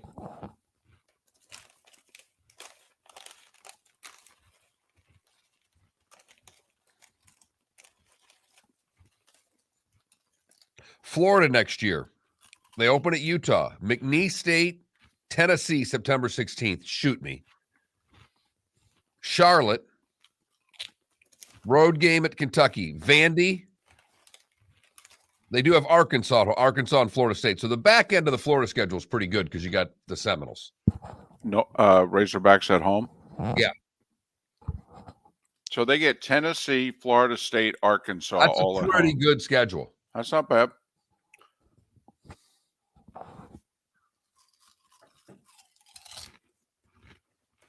RCB, I'm with you. They will pay for South Carolina. You have to understand, for the Georgia fan, the South Carolina game's a bigger game. It just is. You got to trust me on that one.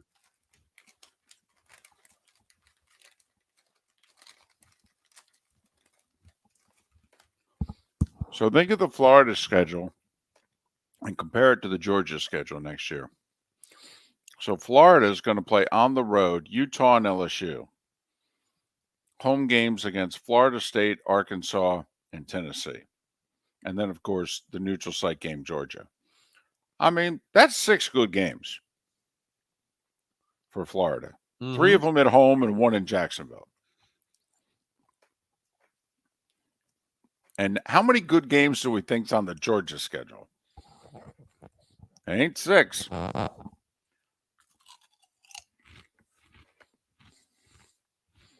I can tell you this right now. Georgia will be favored in every game they play next year.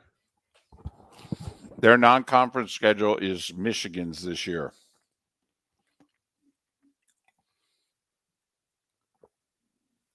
Wow. I mean, really and truly, Georgia should be undefeated next year playing for the SEC title. That's embarrassing.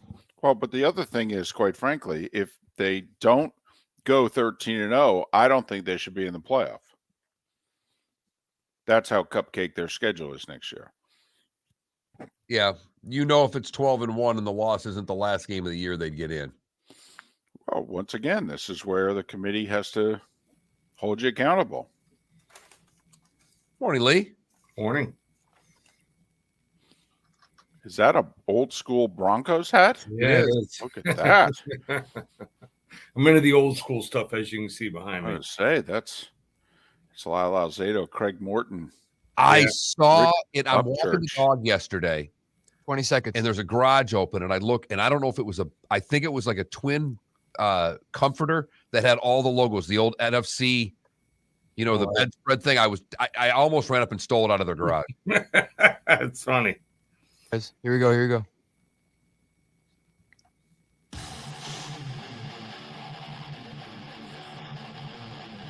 You're listening to Miller and Moulton, exclusively on the Florida Sports Network. 21 minutes past the hour. Miller and Moulton, Florida Sports Network, floridasportsnetwork.com. Pat Kirwan in a little more than 15 minutes. Pat has to be a little earlier today than normally on a Friday, so Pat Kirwan in a little more than 15 minutes time. Lee Sterling's kind enough to join us once again. Lee, very honest. One of the things that we love about Lee, especially in the industry that he is in, Paramount Sports, ParamountSports.com, 800-400-9741. A rare losing week last week. Winners in 11 of 14 weeks this year. Had a winning week on our show. Lee, how are you? I'm good.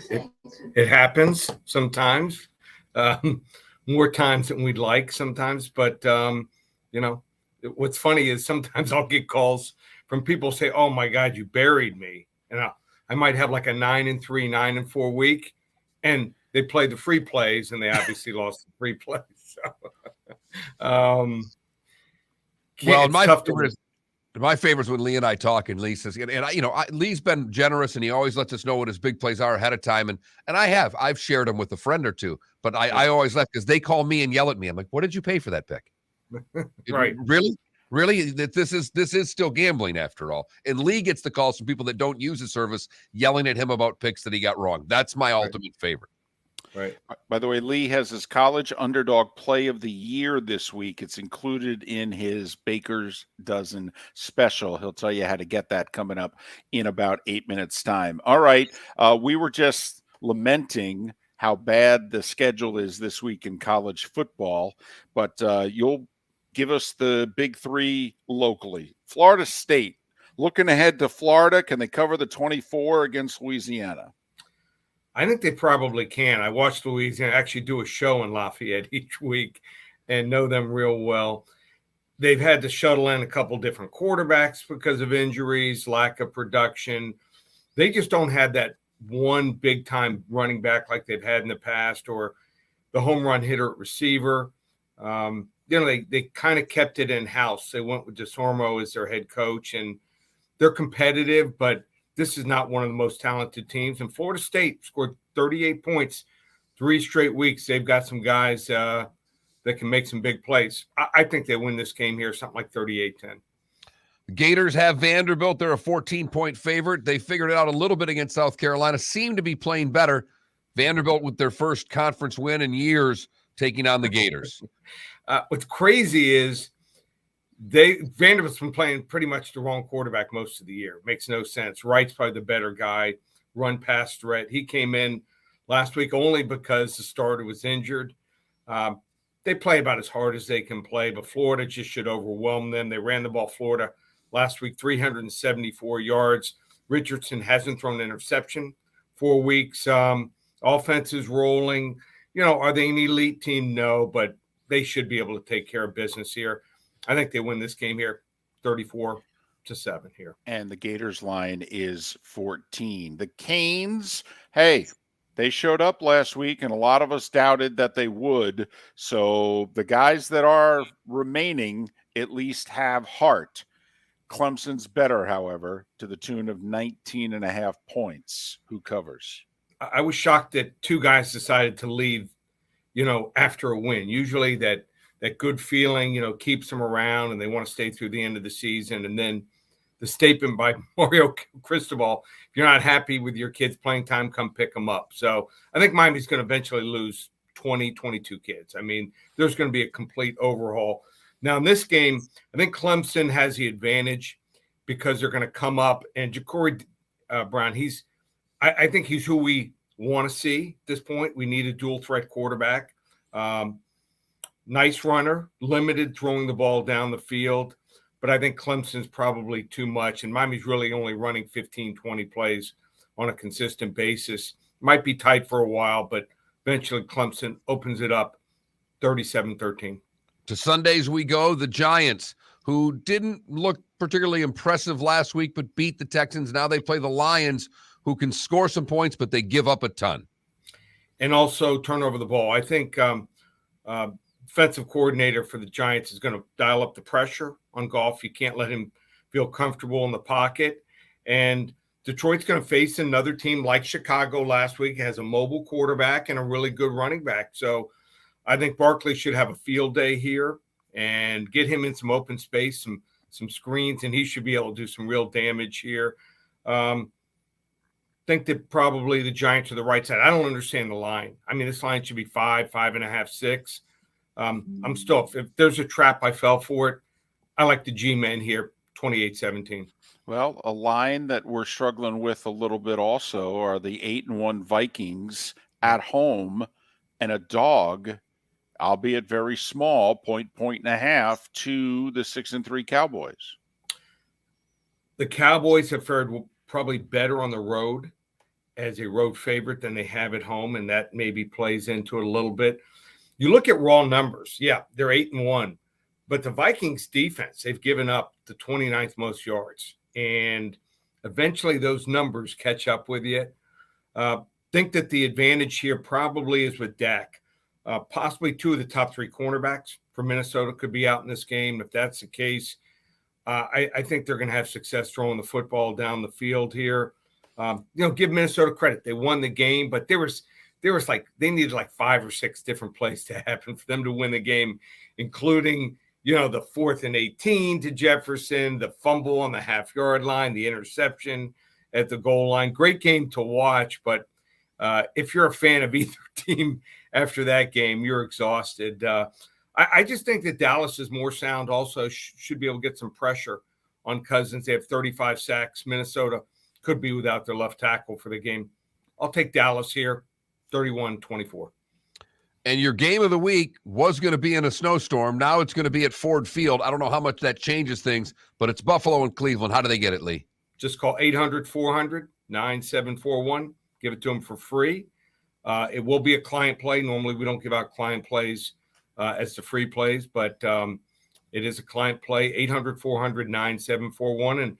And normally you've got to be a client for a month or on a seasonal basis to get our 40 to 50 unit plays. The 45 unit college football underdog play of the year is included with a baker's dozen. 13 games combined Saturday and Sunday, just $97. And it's not a 1, 2, or 3 point favorite. You see some of these services, they'll say, underdog play, and they're plus 1 point. It's more than a touchdown. So just think I've got a great matchup as far as one team's strength against another's weakness, coaching advantage. Everything looks good. Looking to raise that record on our 45, 50 unit plays to 3-1 on the year. ParamountSports.com. So ParamountSports.com, 800-400-9741. And Lee's free picks on this show, he's laying points. Laying the 24 with the Knowles, the 14 with the Gators, the 19.5 with Clemson, the field goal with the Giants, and the 1.5 with the Cowboys. A reminder, his Bills-Browns game is his game of the week. and it's included in his client plays, and he's giving it to you for free at 800-400-9741 or ParamountSports.com. Lee, as always, have a great weekend. Thanks. You two guys, take care. Lee Sterling, kind enough to join us once again. Very open. You know, those nowadays, there's a lot of lying, a lot of it, a lot of scamming going on. All right. The reason we have Lee on is because Lee's been open for 18 years with us, whether it was Mark's show, my show, our show. So there you have it. And he's 11 of 14 winning weeks this year with his clients. And he does other sports too. And he's actually crushing it in the other sports. And 3-1 on his big plays, and he's got his 5th big play of the year coming up this week in a college football game. So that's Lee Sterling from Paramount Sports. Pat Kirwan will jump into all games. NFL on the other side. A little early for Pat this week as his schedule forcing him up a slot.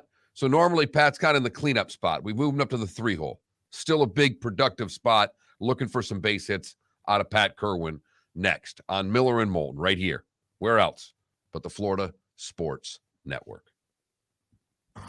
Don't miss the Miami Dolphins watch party every Sunday at the Seaside Bar and Grill in Bonita Springs. Presented by Clutch Vodka. The Seaside will be serving Clutch Vodka drinks, including the awesome Bloody Mary bar at the Seaside. If you can't be at Hard Rock Stadium, come have fun at the best place in town to watch the Dolphins and enjoy the best, clean, crisp, smoothest vodka. That's Clutch with a K. Miami Dolphins parties every week at the Seaside Bar and Grill on Old 41 in Bonita Springs. Powered by Clutch Vodka. Yeah. Hi.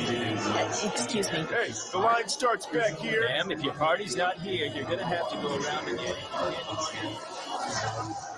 If you had the opportunity to avoid all this, wouldn't you? Salt Live is the official transportation provider of the Miller and Moulton Morning Show, making your trip to and from the airport seamless and stress-free. Salt Live is supported with the help of local partners like the Bayfront Inn. Gather your family and friends and enjoy a leisurely day on the water with a pontoon or deck boat. If you prefer to explore the waterways without a motor, the Bayfront has canoes, standboards, and kayaks. At the end of your journey, enjoy lunch or dinner at the Bamboo Tropical Bar and Grill. The Bayfront Inn, something for everyone on 5th Avenue in downtown Naples. BayfrontInNaples.com. When you need a ride, book with Salt Live Transportation, 308-8686, or book on saltlivetransportation.com.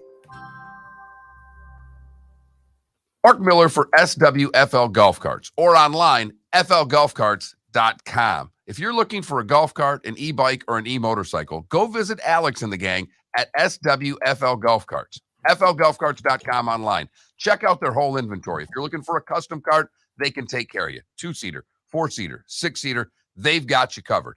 E-bikes, nobody better for value and service. E-motorcycles, check them out. Again, flgolfcarts.com. flgolfcarts.com. You were listening to Miller and Moulton on the Florida Sports Network.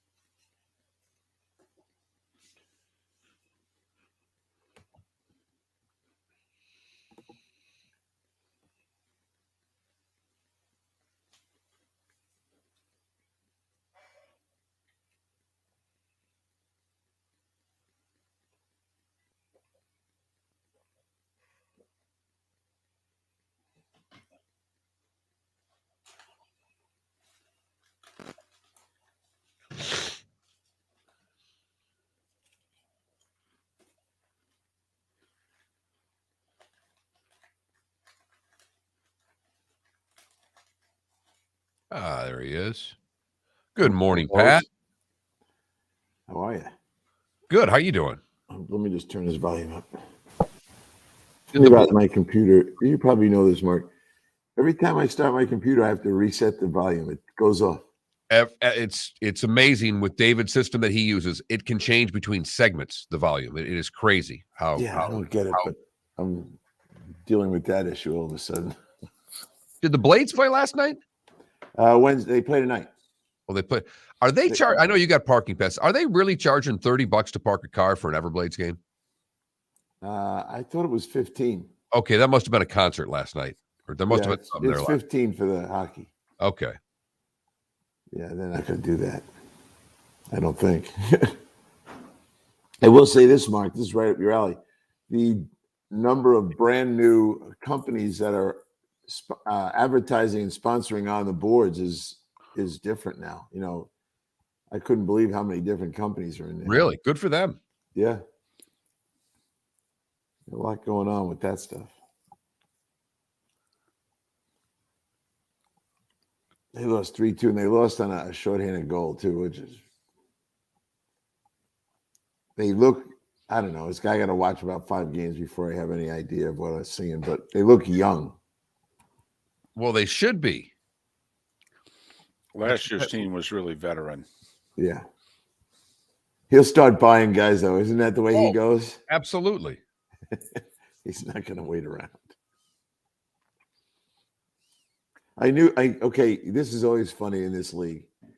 The goalies always bring their own pads.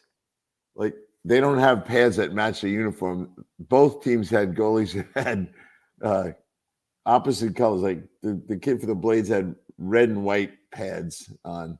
Well, it's usually who their NHL team is, because a lot of time those goalies are affiliated with someone else. Yep. So I couldn't figure out which one it was. I got to go look it up. But both teams had guys with foreign pads.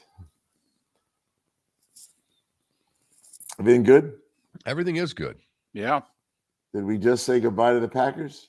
Yes. Oh, yeah, absolutely. I mean, look at their schedule. Yeah. And I mean, they have to mathematically, because of who they've already lost to, they'd have to win out to have, I believe, to have a shot. Yeah, I think they're done. Speaking of that, I posed this question to myself this morning before I talked to you guys. Who is going to be the 1 seed in the AFC? Kansas City. Yeah, I've been looking through all their what's remaining. This is like right up David's alley. Remaining schedule. We get this every week, this thing. It's the kid who invents this was awesome. Tells you everything. Who they beat, who they lost to. You don't have to go anywhere. You don't have to look up anything. Is this someone from CBS get you this? Yeah, he's a kid. I can email it to you. Well, I don't know if I can because he always gives it to me on Sunday mornings. But it's kind of always up to date. You always know where everybody is. And then I started looking at it because someone said to me, hey, do you think Tennessee can get there? And I said, well, I'll be talking to the boys in the morning, but I think Tennessee's losses are going to kill them. Yeah, they've already lost to Buffalo and Kansas City. Yeah. Yep, the one they'd want back is the Giants game. Yeah, what about the Baltimore Ravens? They've already got Miami and Buffalo. You know, the damn Miami's beat a lot of these guys. 10 seconds. Yep. 10 seconds. But they're going to have to go on the road in January to New England, Buffalo. Oh, you should have heard the Buffalo fans last night if they ever move the Miami game.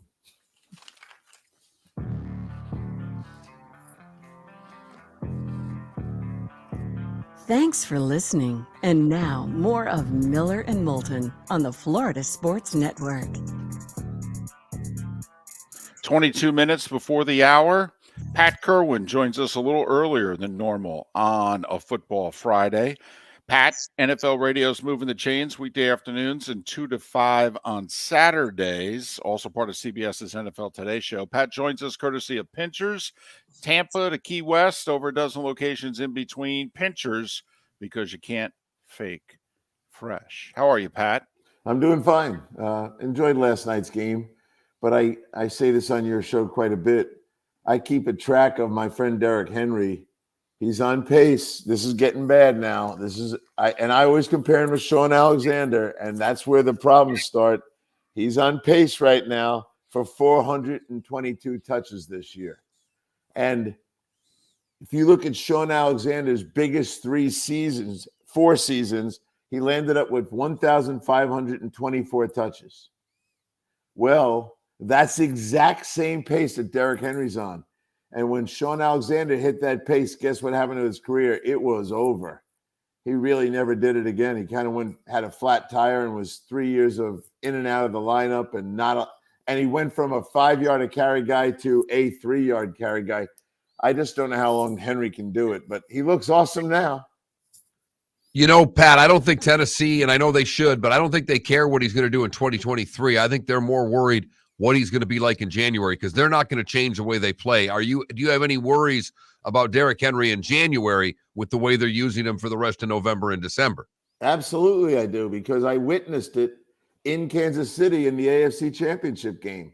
What he had to do to get them to Kansas City in the postseason, it was 32 touches a game, I believe, in the postseason alone, plus those games they had to win late. So when he got to Kansas City, I stood in the sideline and I watched a guy needed air in his tires, Mark. He didn't have it. He didn't have any twitch left. And I think, yeah, to your question, it could be a problem. Very quickly, don't want to spend a ton of time on them because we have a lot of ground to cover in our remaining minutes. Green Bay lost 2 guys. Now, they lost an elite wide receiver, and they lost an inconsistent but talented pass rusher. They're going to go from winning 13 games to winning about 7. How do you explain that? Well, the pass rusher was important, but the run defense has fallen apart, and I thought they'd be good. The quarterback, look, did you see his inaccurate throws last night? I don't know if that's his thumb, but he had a couple of, and a lot of times, Jimmy Miller talks about the thumb and the ball and everything else, but he hits the ground one time. He sails it over a guy's head. I've seen him lob balls this year more than ever. Sometimes I feel like he can't really drive the ball anymore with the injury to his thumb. So that's a big part of it. And he's been patiently waiting for the young guys. Watson looks like he's coming along here to deliver. This is a team that probably should have gotten him a replacement star receiver. They kind of bet on Lazard and the kids, and maybe that was a bad bet. I'm with you, though, Pat. I mean, everybody's trying to give Aaron Rodgers all these built-in excuses. I saw underthrown balls last night. I saw a wide-open receiver on the third down that he threw it clearly over his head that would have been a chunk play. I mean, at some point, we've got to say what it is. Aaron Rodgers has played poorly this year. Yeah, he has, and I have great respect for him. I'll be happy to see him go into the Hall of Fame, which will be no problem. But first off, he looks thin. He looks to me like he's not physically the same body. And, Tom Brady kind of did that, but Tom Brady just throws 8-yard passes, an occasional deep one. But I don't know. He looks that way to me, and he looks like he didn't come around. He wanted the kids to be ready when he got here. What was that like? Go practice with someone when I get there in August, we'll be good. So a lot of things have been strange, and I don't take the front office or the coach off the hook either. They should have gone and gotten a receiver. You can't say, well, you know what? We'll move on and we'll be fine. Lazard and the kids. I thought they could. They didn't. And they were right early in the season, if our general manager, David Moulton, was there, he would have gone out and gotten a big receiver from someone. Yeah, salary cap in 23 and 24 would be damned. Besides, it's going up 30 plus million a year. I'll deal with it down the road. I've got Rodgers for a year-to-year basis here. I got to try to win one more Super Bowl. All right, let's get to the games. You could argue, I mean, Dallas, Minnesota is probably the sexiest one, but how about Jets at Patriots? Yeah. Jets have exercised a few demons. They finally beat the Dolphins. They got the AFC East thing going. Yet at the same time, everybody in the AFC East is in the playoffs. If the playoffs started today, 1 or 2 losses and you can go, clear out of this. Jets at Patriots. Yeah, it's one of the 4 games I like a lot, besides Cleveland, Buffalo, now in Detroit, and Kansas City Chargers. But I do, and I'm with you on the Dallas one. But, yeah, this game right here, you talk about a jump. Now, Belichick knows how to get his team ready. This is a team, New England, which I've said before on the show, they do not have one player that defies the X's and O's. They don't have any superstars. They may have nobody elected to the Pro Bowl or the All-Pro, nobody. But they're a functioning, solid football team. And right now, a win here, which would sweep the Jets, that launched them right into second place in their division. So, yeah, this is a gigantic game.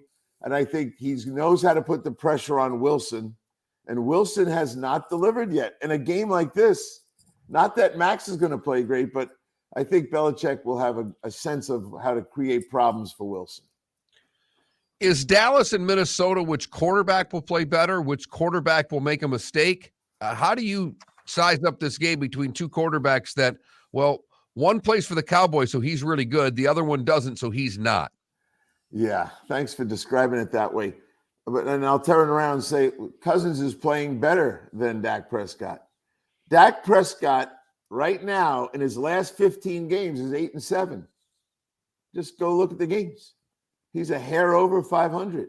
What I think the difference is that, and I'm puzzled by Minnesota where they are ranked as a running team. They've got Dalvin Cook, and they don't run the ball enough. You look at them, they're basically, here's their ratio every game, 40 passes and 20 runs.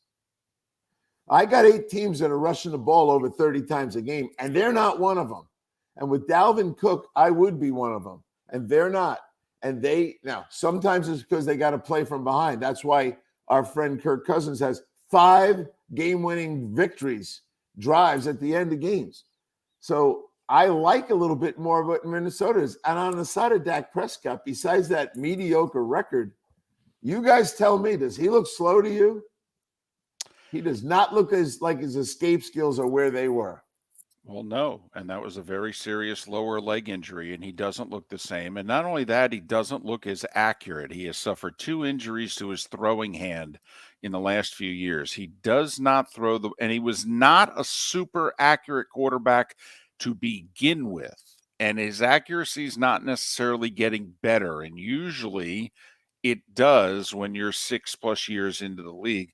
Pat, do you think it's the Vikings defense, though, that has altered their play calling? Because they are behind a lot. That defense, I think we were just talking, like 29th in the league in yards given up. I mean, that defense is not 8-1 worthy. They're not.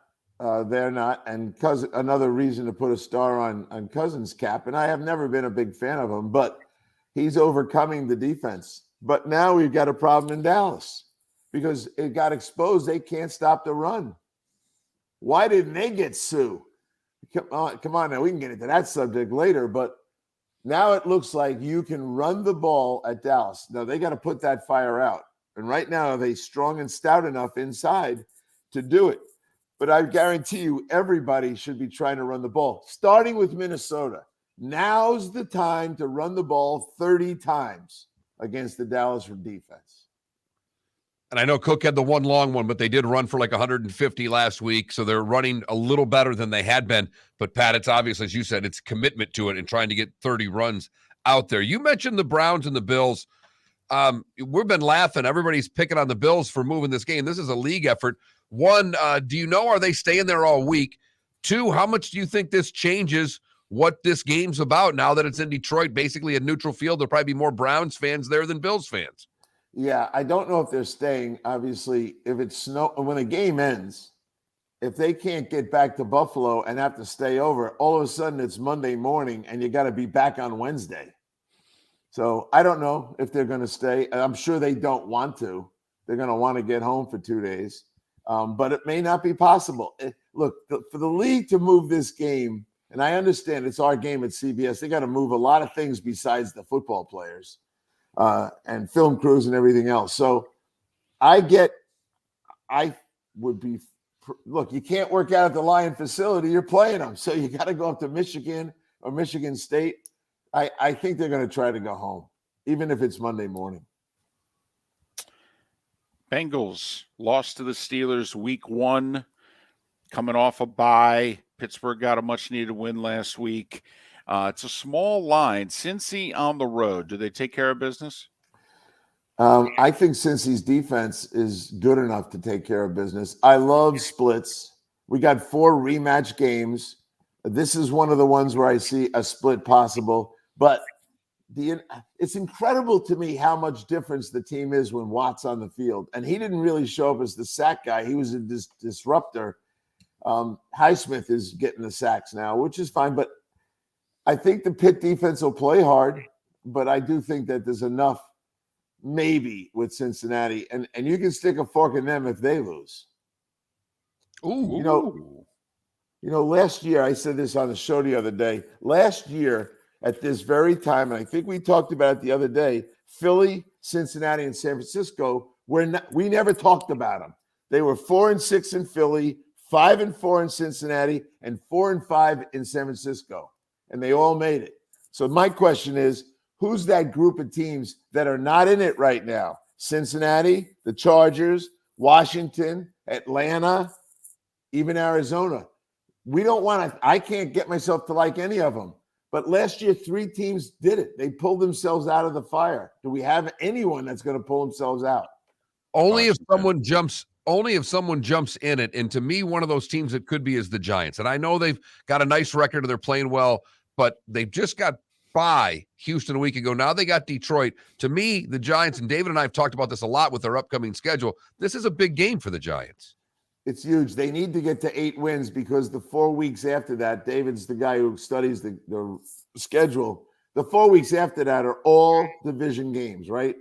And it's all going to be shaped up there. But all they have, if they can get to 8 by winning this week, then they can go 2-2 in those games.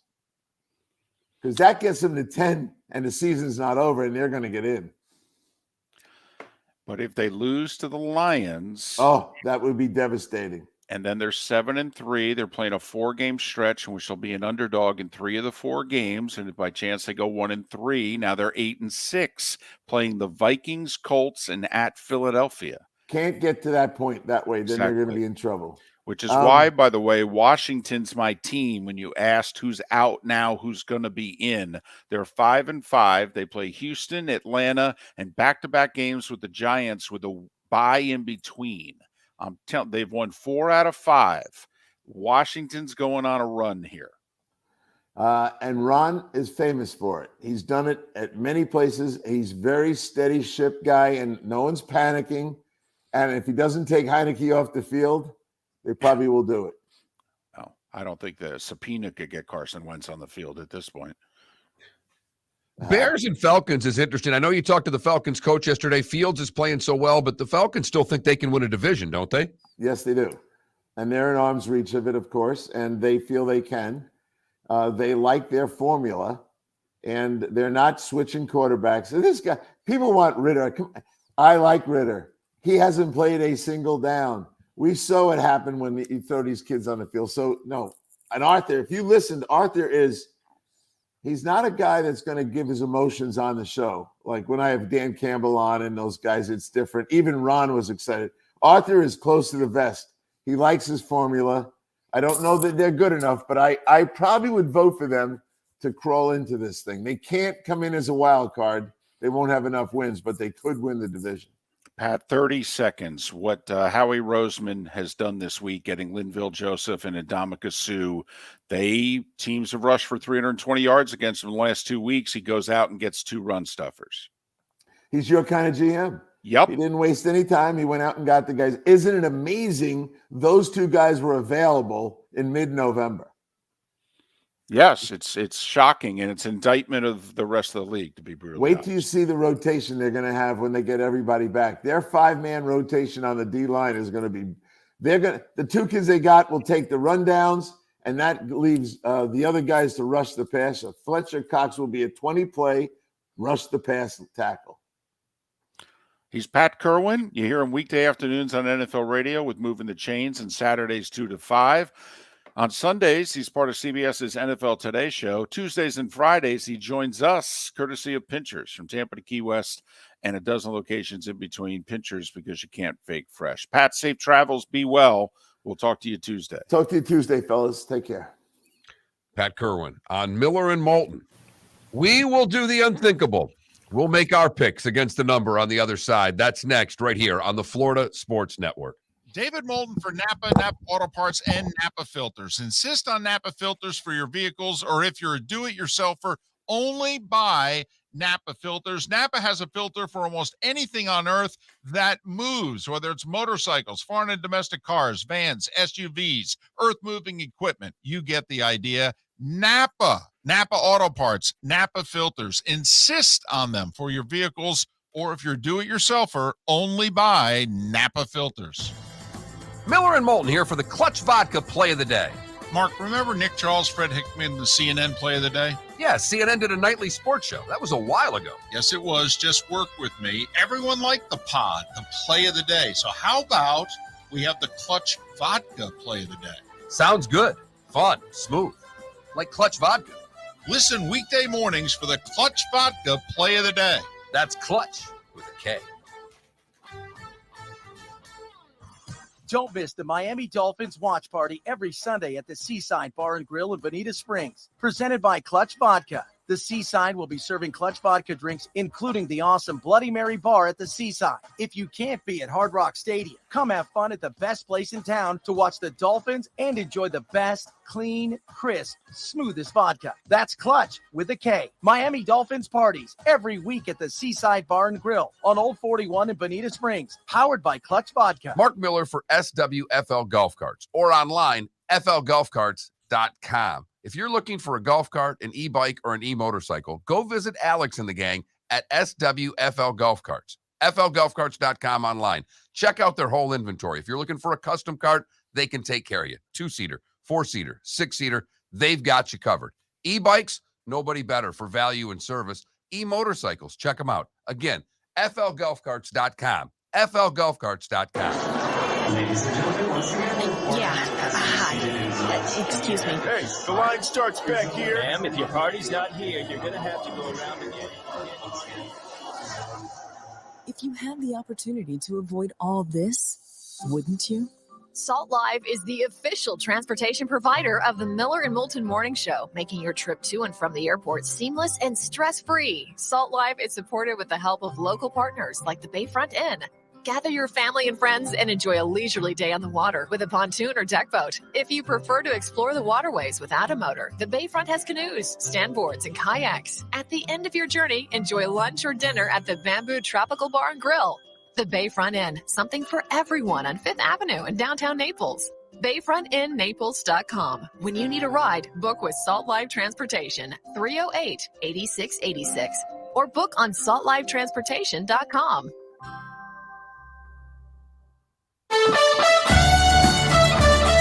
You were listening to Miller and Moulton on the Florida Sports Network.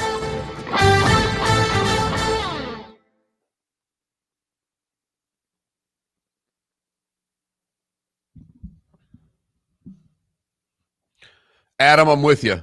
I'm really with you here. This is something. I was going to have my wife, who has today off, pick up something for me, but she's got a doctor's appointment. So I'm going, was it Milano's? Is that the name of that place, Felipe?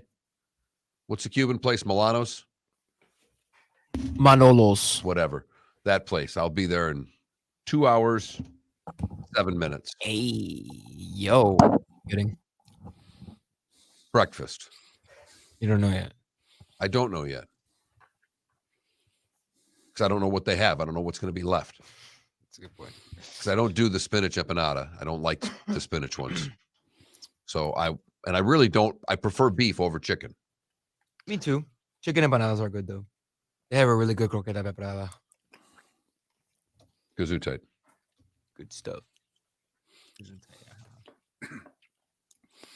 RCB, maybe we'll find out when Sue talks to the media or when the Bucks come back from their bye.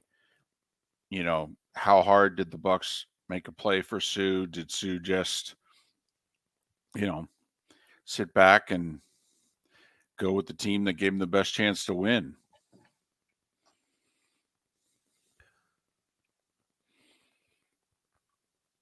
Remember, the word in August was he was going to sign with the Raiders.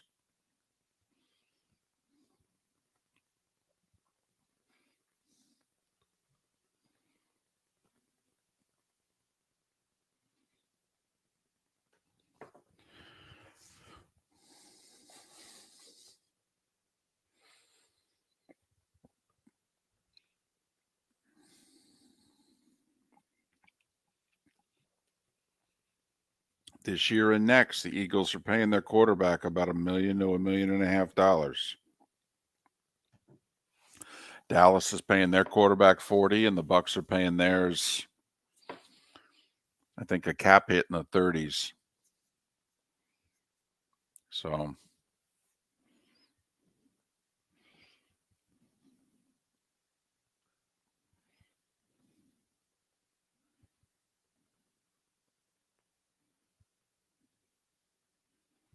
but RCB, we said it for over a month. The Bucs should go bring Sue back. Well, I mean, look at what the Jets did this week, by the way. Very quiet signing. We wondered who could the Bucs get, an interior offensive lineman, not necessarily a tackle. That guy who played for the Chiefs a couple years ago and was a doctor and retired to go back to Canada and go to med school and help fight the pandemic. Yeah, he unretired this week. That Tardif guy. He's got a hyphenated last name, like DeVarnay Tardif. He was a solid interior offensive Yes, Adam. lineman. Yes. Yes. Oh, he's making more money than a third of the quarterbacks in the league. 36.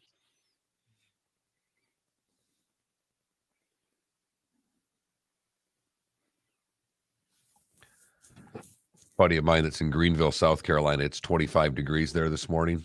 He's a golf pro, and he moved from here purposefully, and he's just pitching up a storm, and everybody's giving. He's like, "You're the one that wanted to move." Yep. 10 seconds.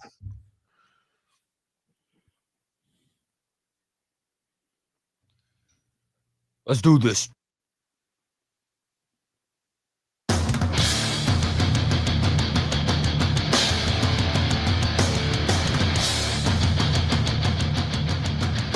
You are listening to Miller and Moulton, exclusively on the Florida Sports Network. And now, here's Mark Miller and David Moulton. It is the 8 o'clock hour on a football Friday. Miller and Moulton, the Florida Sports Network, floridasportsnetwork.com. Normally, this is Pat Kirwan time. For those of you tuning in to hear Pat, his schedule was such he needed to join us last hour. So if you missed Pat Kirwan, and if you miss Lee Sterling's picks, you miss any part of our show, go to floridasportsnetwork.com and download our podcasts. They are usually up within an hour of the show being over. I know down here in Southwest Florida, David, we definitely have a shoe and sock advisory and perhaps even a light jacket advisory. You're in winter where you are. This is the week in which I tried to tell my wife when she's like, we're moving to Jacksonville. I'm like, okay, you just need to know that on the average day, it's a 6 to 7 degree difference. But that 300 miles, a front can settle right along I-4 where it can be warm in Southwest Florida. And it ain't warm in the northern part of Florida. I'm just letting you know. Oh, okay. All right. Yeah, it was 39 this morning, Mark, at the beginning of the show. It's warmed up now to, I don't know, 42, 43. Yeah.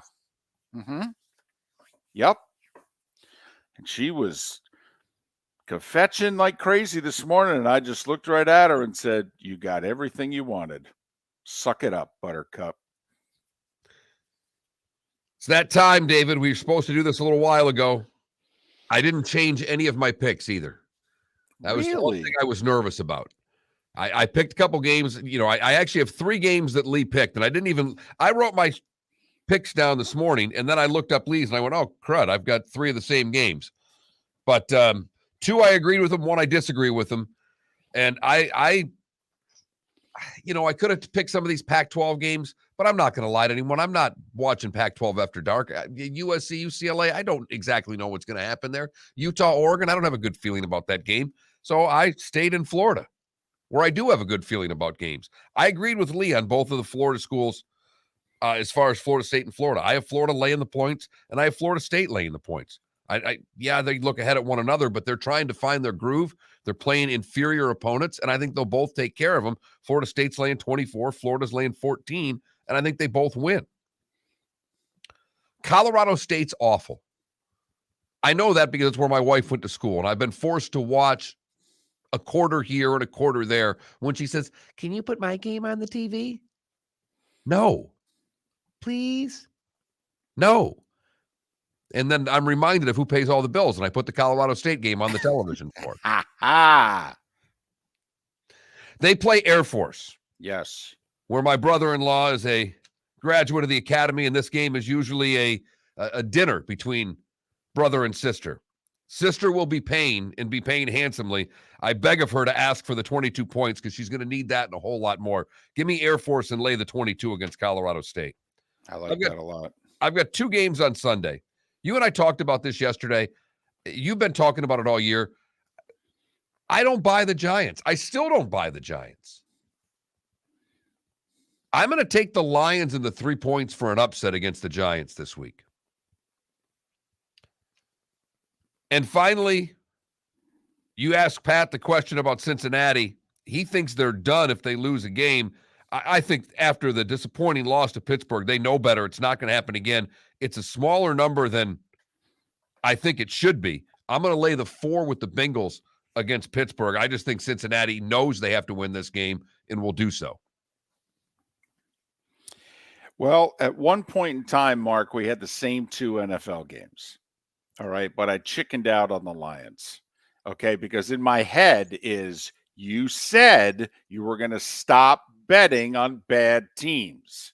And even though I think the Lions are better than their record is 3-6. Well, and I think they're just going to screw it up enough to get themselves out of like the top 5-6 picks so they are unable to get one of the quarterbacks they want. That's what I see happening right now. So I'm going to start with Saturdays. And for the record, I went 5-3 last week, but I'm still 10 games below 500. Even though for the last 4 weeks, I'm 6 above 500, which gives you an idea how staggeringly bad I was the first 6 or so weeks of the season. But I think UCLA is going to beat USC, and they're getting 2.5 at home. And it will be a home field advantage because A, it's sold out, over 70,000 guaranteed, and B, USC only got 6,500 tickets. So I like UCLA, who laid the egg last week against Arizona. They have to win this game to save their season. All right, I think UCLA beats USC straight up, and they're getting 2.5. The last 2 Big 12 teams that were 10-0, both lost week 11 to Baylor. TCU is at Baylor. Is the third time the charm, or does it happen again? Mark, I think TCU is going to beat Baylor. And the line's only 2.5. So while history says this is where they fall, you know what?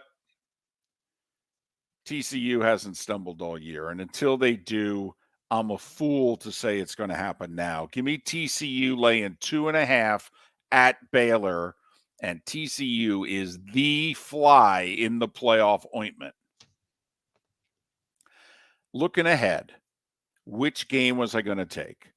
Ohio State on the road laying 27.5 against Maryland, or Michigan at home having to cover anywhere between 18 and 19 against a very good Illinois defense?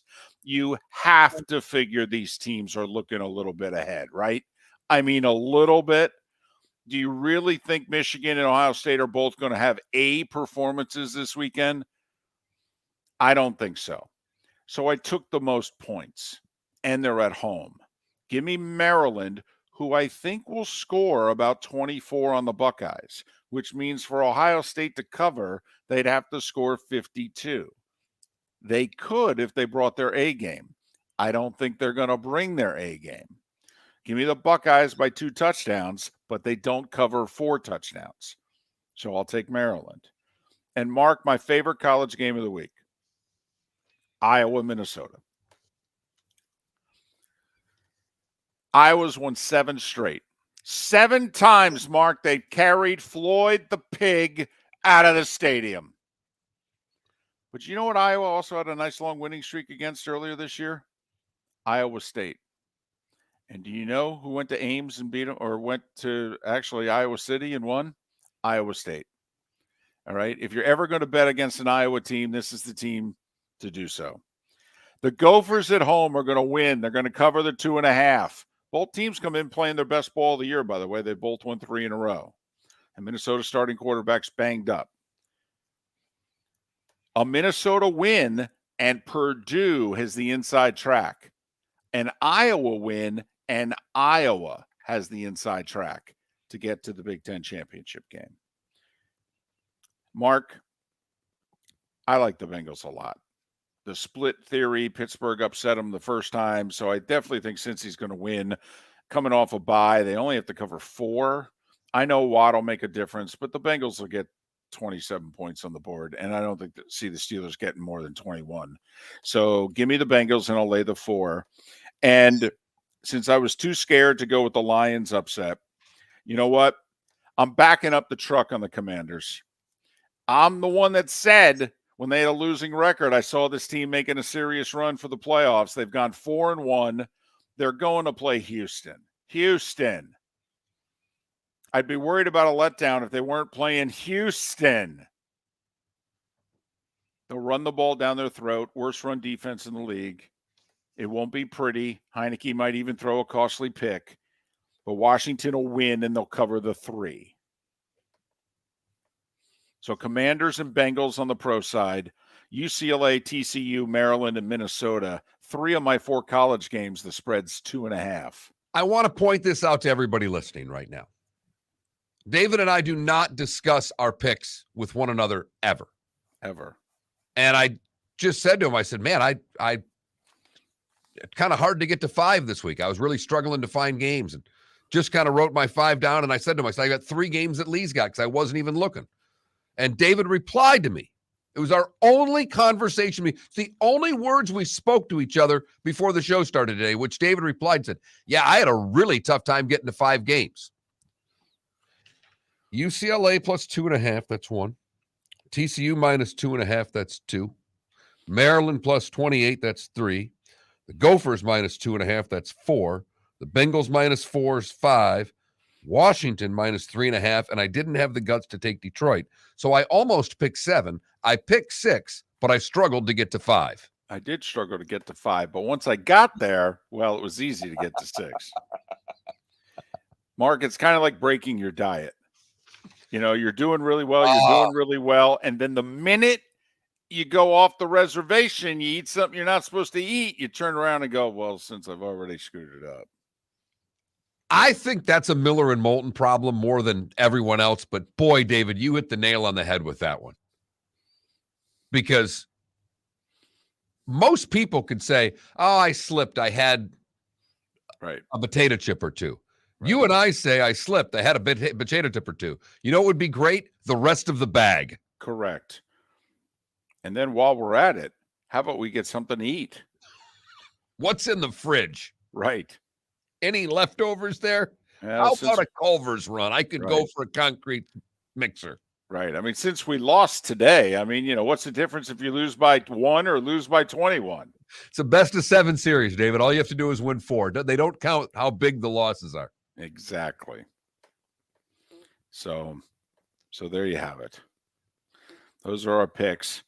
Mark got so far below 500, he stopped counting. I've not even paid attention. And then he handed his picks off to his 8-year-old daughter, who went around 500 for 4 weeks. She quit on me. Right. She quit. So Mark's back picking games. And I'm desperately trying to get back to 500. I'm going to just keep going. I'm all in. Done this for 14 years. I've never had a season this bad. For the record, if you missed Lee Sterling's picks about an hour ago, he's laying the points with the Gators, with the Knowles, with the Giants, with the Cowboys, and with Clemson against Miami. Yeah, it was an unusual. Usually Lee takes the point somewhere. To have 5 favorites was a bit of a surprise as well.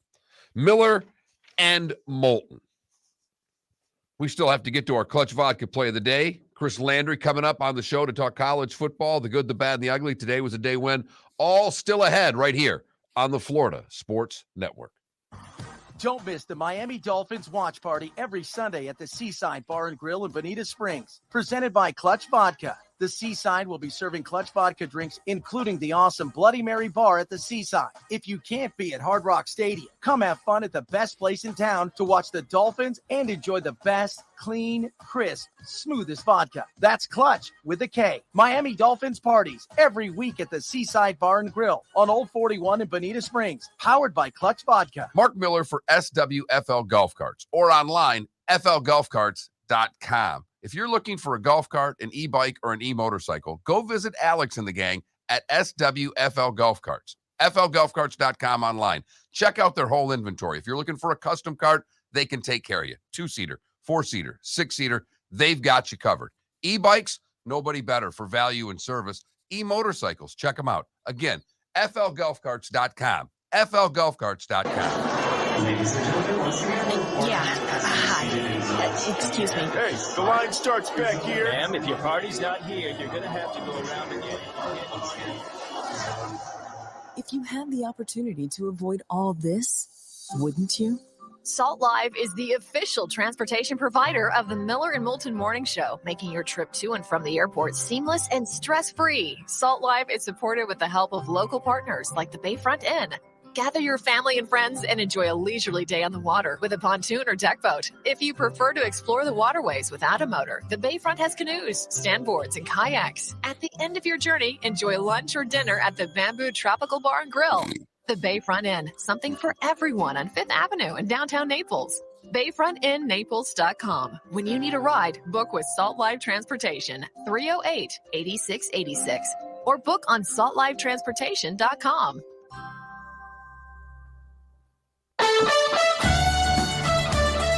You were listening to Miller and Moulton on the Florida Sports Network.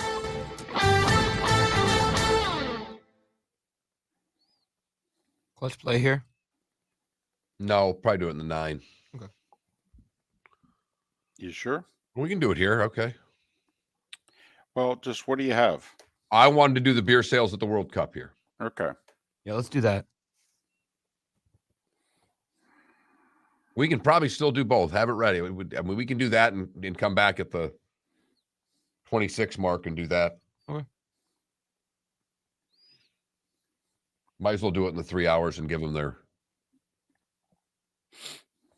network plug.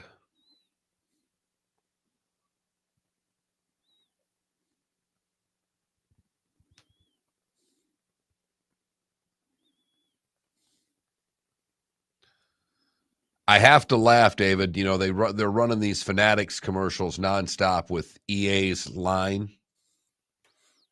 Right. And she's, she models in it. And there's one where she's got a Bruins shirt on. I'm like, really, EA? You're wearing a Bruins shirt? That had to sting. As in Boston Bruins? Yeah. Wow. Right. Literally, like I was almost going to take a screenshot, send it to you, and go, what in the hell is this?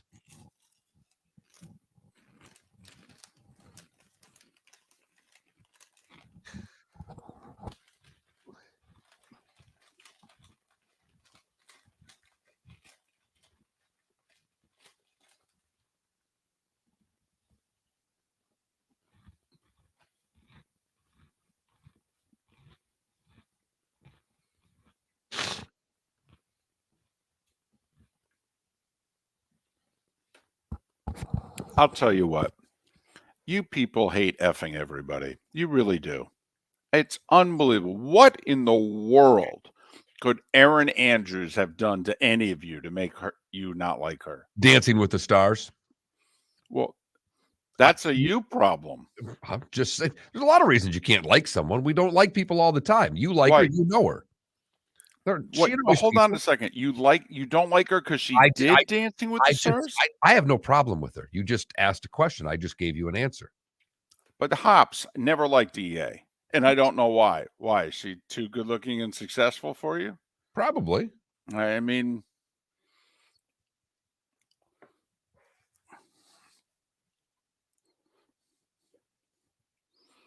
she does root for the Lightning because she's kind of sort of from the Tampa area. But I think because of her husband and because of where she lives, she's also an LA Kings fan. DC, I had it down on the sheet. I'm not going to lie.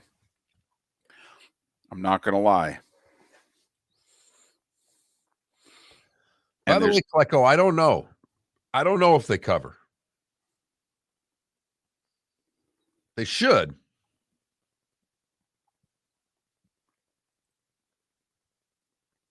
I've just seen goofy things happen at night in Columbia.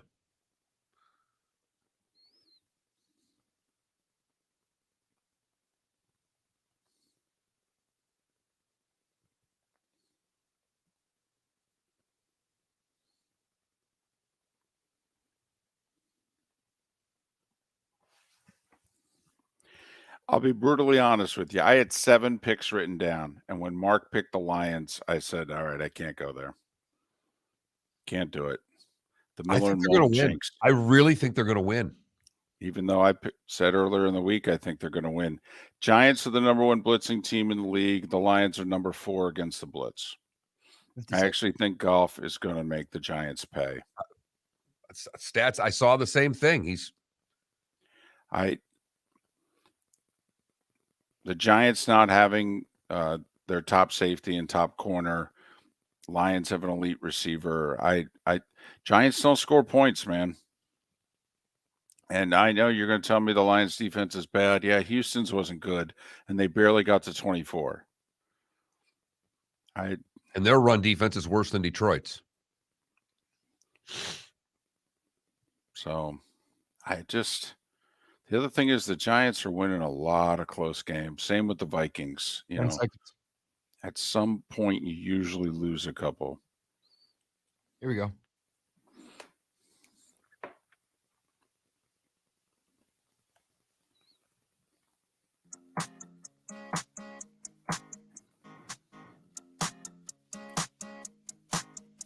You're listening to Miller and Moulton, exclusively on the Florida Sports Network.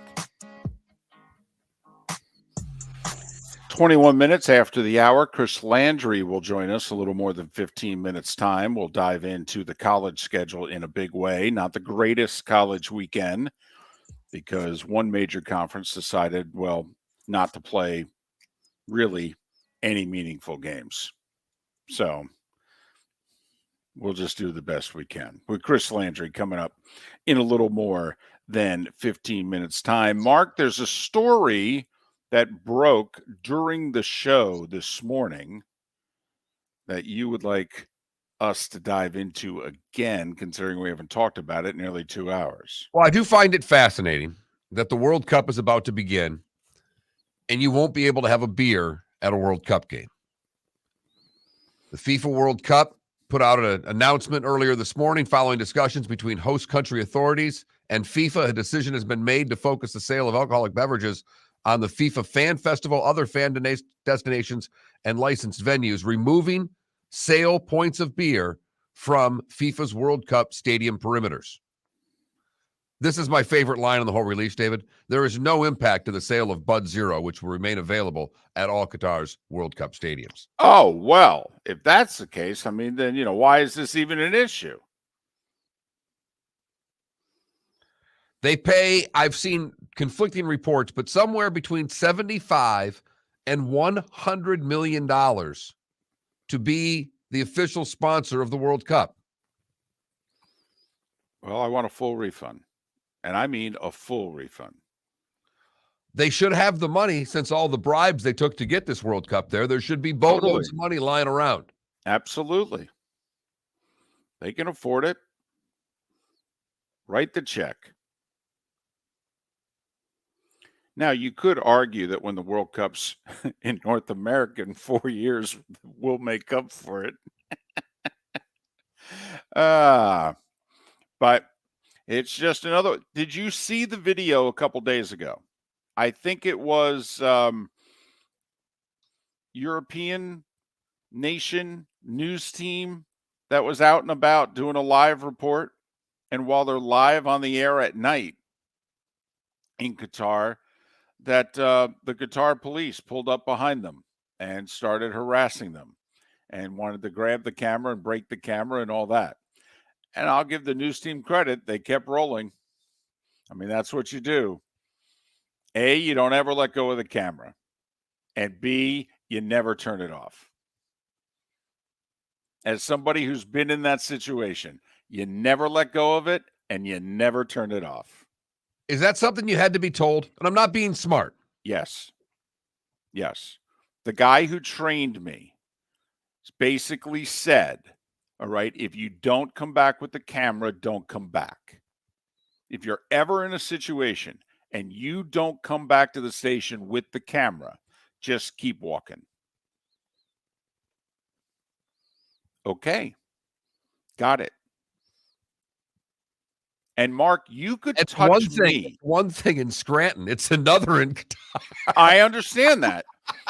I understand that. I do. But I was very territorial with the camera. You could touch me. Don't touch the camera.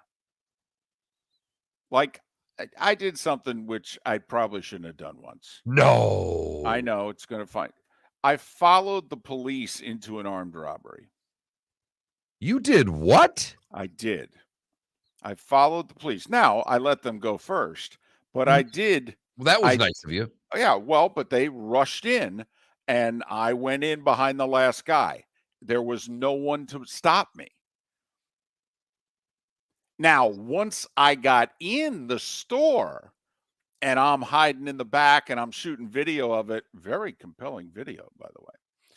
All right. Once they saw me, all right, they were freaking out. And the guy came over and physically grabbed me and he went to grab the camera.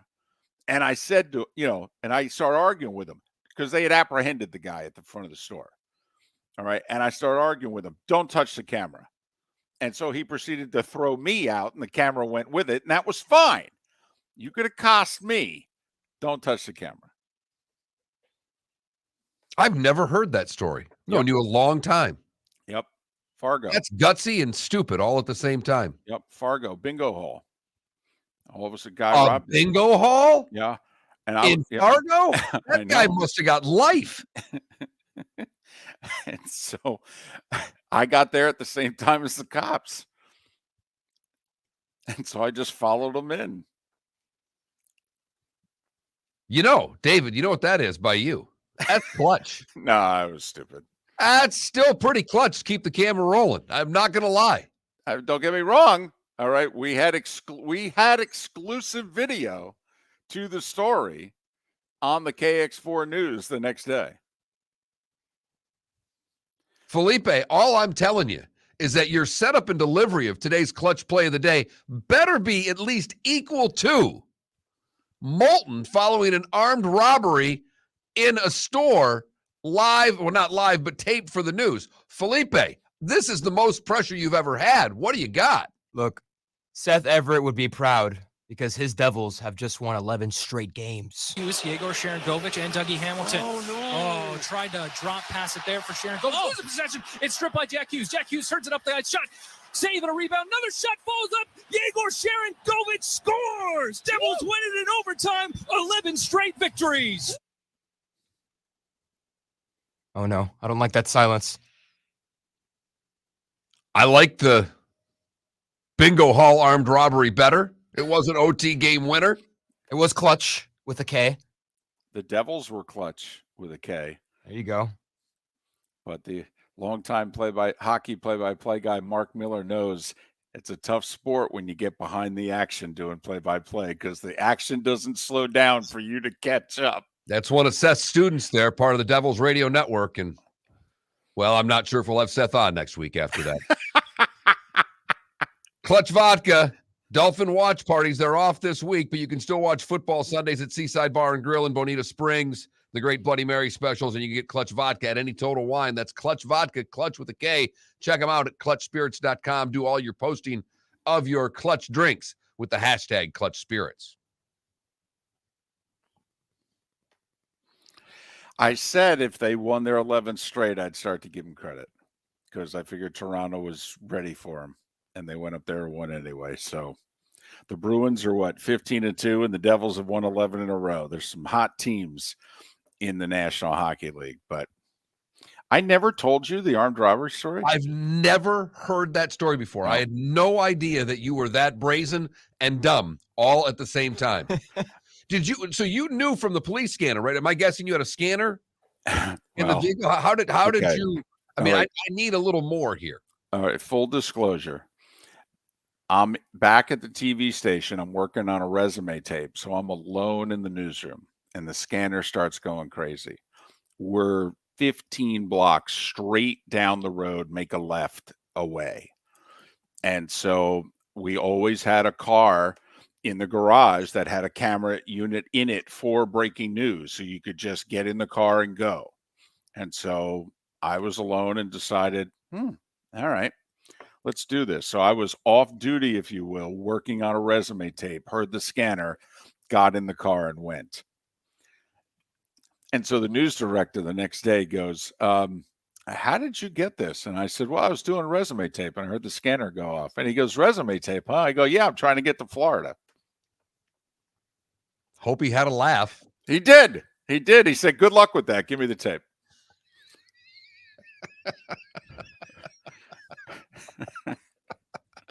That is a great story. I mean, that is absolutely fantastic. I did it in Scranton too. My first year in the business, I showed up at an armed robbery. I didn't go into the store with them, but it was a convenience store and it was clear glass. And I'm standing right outside the glass shooting. Okay. That the guy is pointing a gun at 3 cops. You are one gutsy news reporter, Moulton. You've impressed the hell out of me today. I have no words other than to say we're going to switch gears and talk hardcore college football with Chris Landry. He's next right here on the Florida Sports Network. Miller and Moulton here for the Clutch Vodka Play of the Day. Mark, remember Nick Charles, Fred Hickman, the CNN Play of the Day? Yeah, CNN did a nightly sports show. That was a while ago. Yes, it was. Just worked with me. Everyone liked the pod, the Play of the Day. So how about we have the Clutch Vodka Play of the Day? Sounds good. Fun. Smooth. Like Clutch Vodka. Listen weekday mornings for the Clutch Vodka Play of the Day. That's Clutch with a K. Don't miss the Miami Dolphins watch party every Sunday at the Seaside Bar and Grill in Bonita Springs. Presented by Clutch Vodka. The Seaside will be serving Clutch Vodka drinks, including the awesome Bloody Mary bar at the Seaside. If you can't be at Hard Rock Stadium, come have fun at the best place in town to watch the Dolphins and enjoy the best, clean, crisp, smoothest vodka. That's Clutch with a K. Miami Dolphins parties every week at the Seaside Bar and Grill on Old 41 in Bonita Springs. Powered by Clutch Vodka. Mark Miller for SWFL Golf Carts or online flgolfcarts.com. If you're looking for a golf cart, an e-bike, or an e-motorcycle, go visit Alex and the gang at SWFL Golf Carts. flgolfcarts.com online. Check out their whole inventory. If you're looking for a custom cart, they can take care of you. 2-seater, 4-seater, 6-seater, they've got you covered. E-bikes, nobody better for value and service. E-motorcycles, check them out. Again, flgolfcarts.com. flgolfcarts.com. David Moulton for Napa, Napa Auto Parts, and Napa Filters. Insist on Napa filters for your vehicles, or if you're a do-it-yourselfer, only buy Napa filters. Napa has a filter for almost anything on earth that moves, whether it's motorcycles, foreign and domestic cars, vans, SUVs, earth-moving equipment. You get the idea. Napa Auto Parts, Napa filters. Insist on them for your vehicles, or if you're a do-it-yourselfer, only buy Napa filters. You were listening to Miller and Moulton on the Florida Sports Network.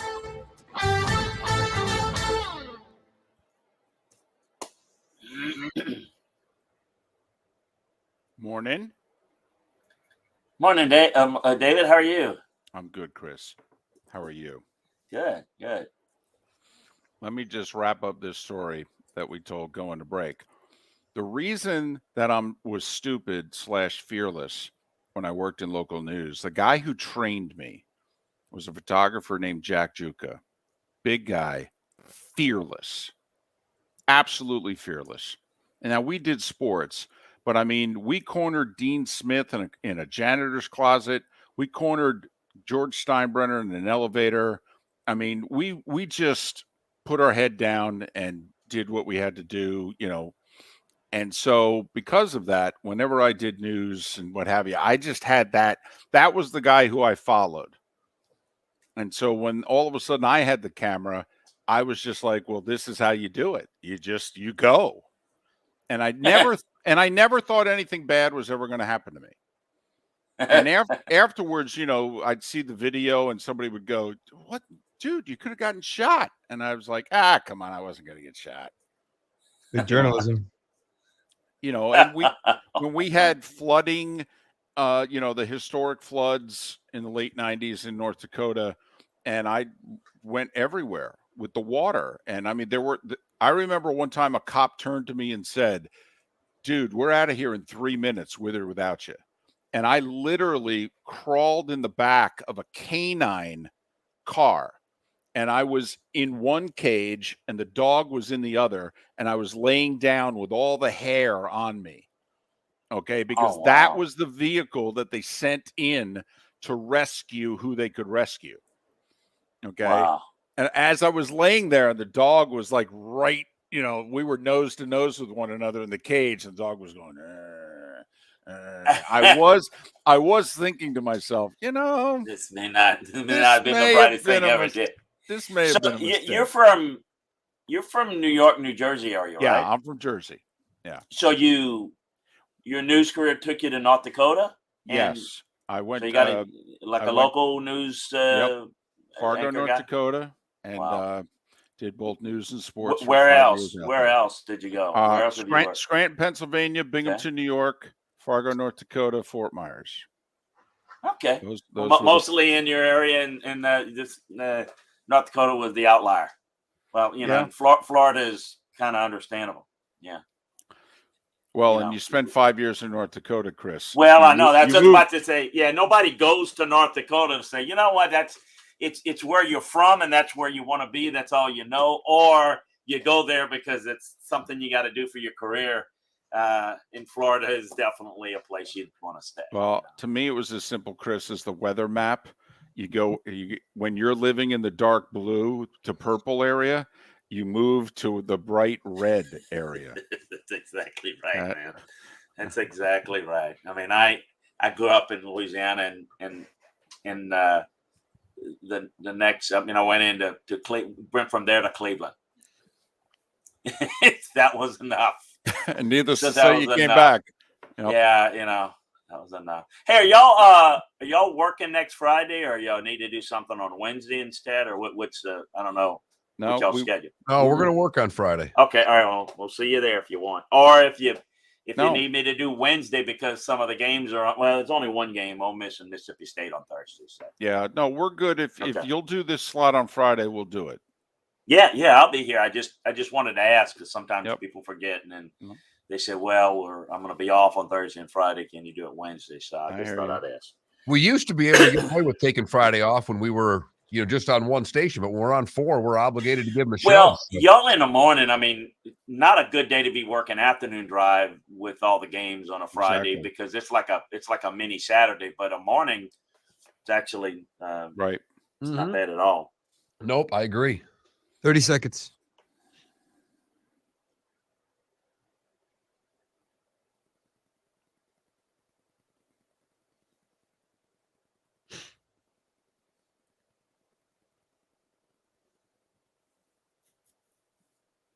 Here we go, guys.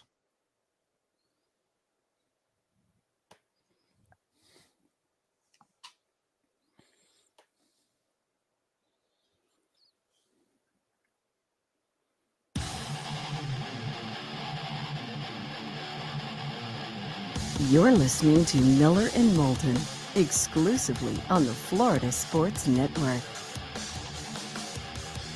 22 minutes before the hour and before the show is up in Lake City, Tampa, St. Pete, Port Charlotte to Venice. The bonus hour for those in the 239 begins at the top of the hour. Chris Landry, kind enough to join us once again. He of LandryFootball.com, LandryFootball.com. Follow him on Twitter at LandryFootball. Chris, how are you? I'm doing great, guys. We're getting down to the end. Can you believe just 2 weeks left in the regular season? I know it comes fast. That's for sure. And unfortunately, for a lot of conferences, it's a big week. For the SEC, not so much, with a lot of teams off preparing for rivalry games, which doesn't make for a terrific weekend, but there are some really good games. And let's just get to them right off the start, Chris. TCU and Baylor, you've had TCU down cold all year. Can they keep this up against Baylor after what was a really good performance last week against Texas? I think they can. I think they will. But I expect Baylor to respond. I mean, what was that last week against Kansas State? A disaster. This Baylor team's very limited offensively. They've got to get the running game going. I expect them to play much better, to give TCU a fight. But I'm impressed with how TCU's finding ways to win. I think the one, I'm going to jump ahead here, I think the one to watch out where the pressure is going to really mount, and we'll see who they're going to play, I think it's going to be Kansas State. That's the one that can end up getting them. I think Baylor is going to make a run. I think this is going to be closer than people might think. But I think TCU probably survives this one. Chris, right now, because let's face it, they were a 7-point dog last week to Texas. The thought was that Texas was going to end TCU's run. Kind of like the thought is USC is not going to be able to get through their trio of gauntlet games here, UCLA, Notre Dame, and then the Pac-12 title game. Well, TCU's at Baylor. They're home for Iowa State. And then fill in the blank as to who it is you think they're going to play in the Big 12 title game. Right now, my $20. TCU going to run the table? Well, as I said, I'm a hold off because I think it's going to be Kansas State, and I think that's the game that could get them. So right now, I'm saying take that $20, go buy you and Mark some coffee, and hold on to it a little bit longer because I need to see who it is. I think Kansas State's the one again because they now, with Will Howard, have a passing attack to go with Adrian Martinez running the football. Let's see who's healthy. Let's see if K-State can win this weekend against Kansas. I think they will. TCU, Kansas State, that's the biggest hurdle that I think the Horned Frogs will have. And right now, TCU obviously undefeated is in first place, but K-State with 2 losses is alone in second place. If K-State wins their last 2, it'll be TCU, K-State in the Big 12 championship. Or if they win this week and Kansas does what they seemingly do very often, beat Texas, it could be done this week. All right, let's go out west. USC, UCLA. USC has done this with a defense. It's not that terrific, but man, oh man, their turnover margins like nothing we've ever seen before. I don't know. Luck doesn't tend to run out mid-season or late season. If it's something that keeps working for you, it just kind of keeps working for you. No, and you guys asked me last week to rank the 3 contenders in the Pac-12, and I put USC at the bottom. On film, they don't look all that impressive, but Oregon looked better. They lost the shootout. UCLA, what was that? I mean, you come out poorly in the first at the start of the game and get down 14-0. I still feel the same way. I'm impressed with how USC is finding ways to win, but they haven't beaten some really good teams the last couple of weeks. I think UCLA is a little more well-rounded. I think if UCLA plays their best game, I think they probably win it. It's going to be, let me say this, no one can wrap their head around USC because they don't look good enough. But if they're able to beat UCLA, if they're able to beat Notre Dame, and they're able to win the Pac-12 championship game, look, one loss, they deserve to be in. They deserve to be in. But I can't see them doing it. And so that's which people have in trouble with. They're looking at it right now. But if they do it, they will have earned it. But I'm not buying into them completely. So for the record, because right now they're 7th in the poll, but obviously the committee could do whatever they want at the very end. But your gut feeling, if you were asked for your vote, if USC runs the table, you would put them in at 12-1, ahead of the loser of Ohio State, Michigan, and ahead of Tennessee, right? Not. I would put them in because if I'm picking the 4 best, I'd have to wait and see. I would have to see them do it before I convince they're one of the 4 best because I don't think they're one of the 4 best. What I'm saying is, if you look at the history and you look at the protocol for the committee, conference championships trump all unless somebody's decidedly better. Well, no one's won a conference championship game yet, so none of that's factored in. If USC does it and the only loss is on the road against Utah and they win those games, I think that committee's going to see it differently, and I think it will trump Tennessee. That's what I think the committee will do. And Utah, who's now up to 10 in the committee ranking. Yes, sir. And Mark, you pointed this out when it happened, that USC losing on basically final play of the game, 2-point conversion, the way Alabama lost to LSU was basically how that game ended. Okay, is one play going to keep them out of the playoff if they run the table? I think what keeps them out is they don't play better. I don't think they're going to run the table. No. But if they start playing, see, right now you look at them on tape, they don't look like a team that, I mean, they're lucky to be at 7. But in order to run the table, they're going to have to look a lot better. And then you're going to look at that and just what you said and say, whoa, now. And that's why you got to wait to the end. All this stuff every Tuesday is a TV show, and it doesn't mean a whole lot other than you got a lot of football left to play. Everybody does. I'm with you. The only thing I would slightly disagree, because I'm with you 100%, except for what they do between 15 and 25.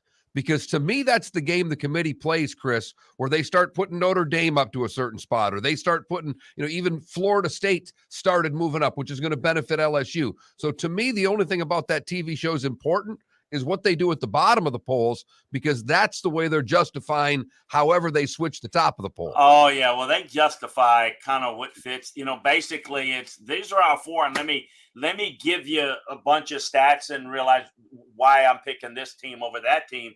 But there's no real standard. What I do know is the fact that by their bylaws, the conference champion gets precedent. So you have to say is team that doesn't win the conference championship game has to be decidedly better. I mean, it's kind of like the irrefutable evidence on replay.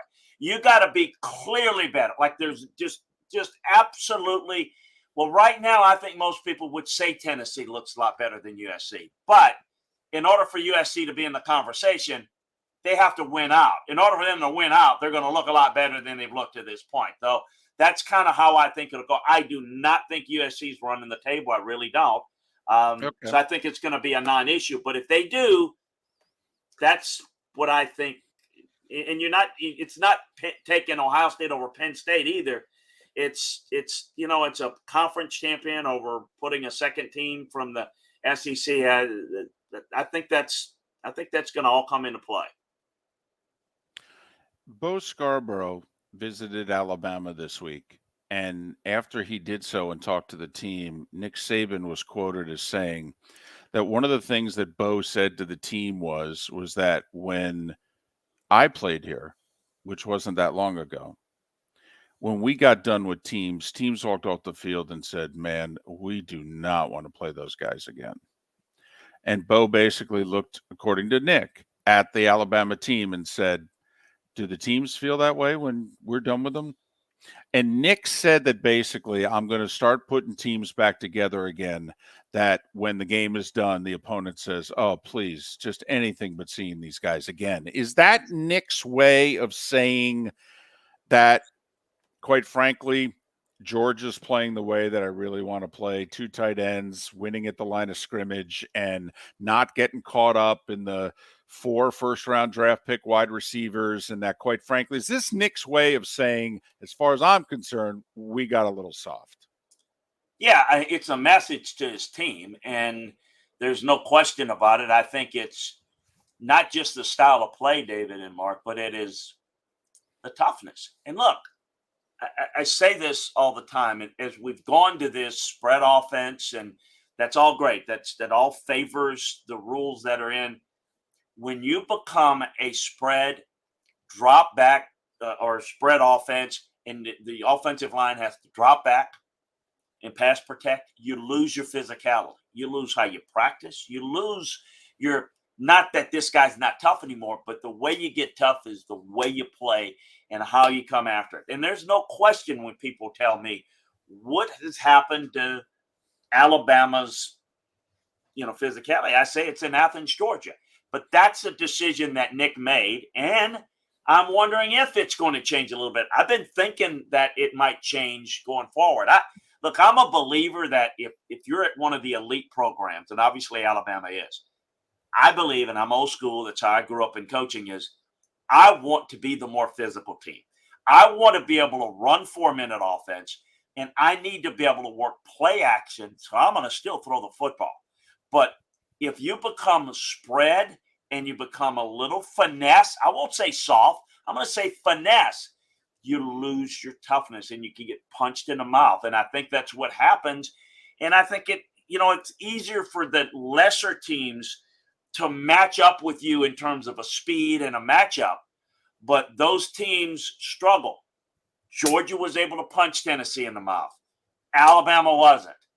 That's the difference. And if it became a speed finesse game, right now, Tennessee's got a good quarterback, really good receivers. They won that matchup against Alabama's secondary. And Alabama couldn't take it and say, we're going to line up, we're going to run power, we're going to run 2 tight ends if we need to, stop us and control the game. It couldn't do that because that's kind of where they've gone. And I wonder and have wondered as I kind of spend 2-3 days every spring in Alabama, I think that's what they've lost. And can they transform this in the remaining years that Nick has left? That's going to be interesting.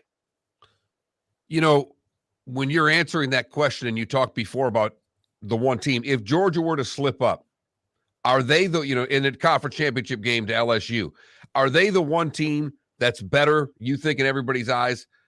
When you started talking about that, I don't think Michigan or Ohio State are clearly better. We don't know. Is Georgia the one team that can slip up? Yes. And not only do I think that, I listened to Boo Corrigan. He made the comment, and he said, in our committee room, clearly Georgia is separated from everybody else, which is important to note for that reason. And I tell you what's going to be the most interesting is, because I don't think LSU is going to beat Georgia, but if they did, we'll save that for later, for another day, because that'll be a lot of chaos. But yeah, they've separated, and I think the committee sees it that way. Do you have a team in the Big Ten West that just for competitive sake you want to see get to the title game, or do you want to see Ohio State and Michigan play twice? Well, I like to see Ohio State and Michigan play twice if I could, but Michigan's going to have to win that game. I don't think their schedule is going to hold up, even if it's close to get in, unless everybody else loses. What I like about Michigan, Ohio State is the contrast in South. Ohio State's become more finesse. Yes. And if you watch them play, they have been, all the struggle. They've been trying to, we're going to pound it in the wall in case we got to do that against Michigan.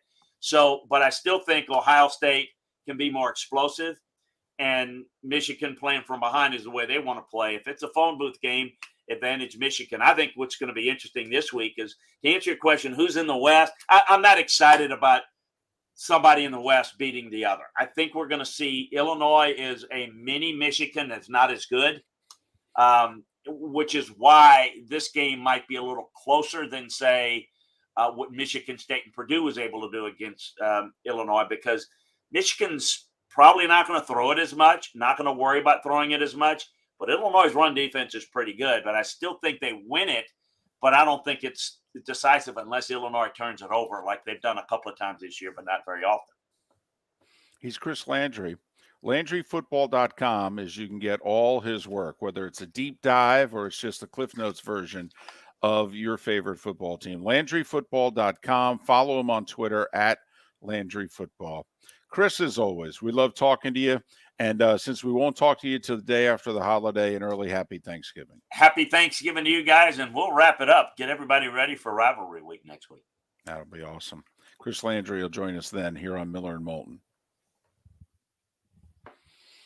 I'm ready for Rivalry Week now. I know. This is, there is Bedlam this weekend for the final time. Well, that's true. There's some serious animosity. There is real hate there. I mean, if there's a game to watch for pure, unadulterated hatred, it's Oklahoma and Oklahoma State this week. Miller and Moulton, Tampa, St. Pete, Lake City, Port Charlotte.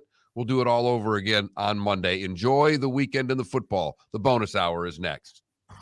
Don't miss the Miami Dolphins watch party every Sunday at the Seaside Bar and Grill in Bonita Springs, presented by Clutch Vodka. The Seaside will be serving Clutch Vodka drinks, including the awesome Bloody Mary bar at the Seaside. If you can't be at Hard Rock Stadium, come have fun at the best place in town to watch the Dolphins and enjoy the best, clean, crisp, smoothest vodka. That's Clutch with a K. Miami Dolphins parties every week at the Seaside Bar and Grill on Old 41 in Bonita Springs, powered by Clutch Vodka. David Moulton for Napa, Napa Auto Parts, and Napa Filters. Insist on Napa filters for your vehicles, or if you're a do-it-yourselfer, only buy Napa filters. Napa has a filter for almost anything on earth that moves, whether it's motorcycles, foreign and domestic cars, vans, SUVs, earth-moving equipment. You get the idea. Napa Auto Parts, Napa filters. Insist on them for your vehicles, or if you're a do-it-yourselfer, only buy Napa filters. Miller and Moulton here for the Clutch Vodka Play of the Day. Mark, remember Nick Charles, Fred Hickman, the CNN Play of the Day? Yeah, CNN did a nightly sports show. That was a while ago. Yes, it was. Just work with me. Everyone liked the pod, the Play of the Day. So how about we have the Clutch Vodka Play of the Day? Sounds good. Fun. Smooth. Like Clutch Vodka. Listen weekday mornings for the Clutch Vodka Play of the Day. That's Clutch with a K. Mark Miller for SWFL Golf Carts, or online, flgolfcarts.com. If you're looking for a golf cart, an e-bike, or an e-motorcycle, go visit Alex and the gang at SWFL Golf Carts. flgolfcarts.com online. Check out their whole inventory. If you're looking for a custom cart, they can take care of you. 2-seater, 4-seater, 6-seater, they've got you covered. E-bikes, nobody better for value and service. E-motorcycles, check them out. Again, flgolfcarts.com. flgolfcarts.com. Ladies and gentlemen, once again. Yeah. Hi.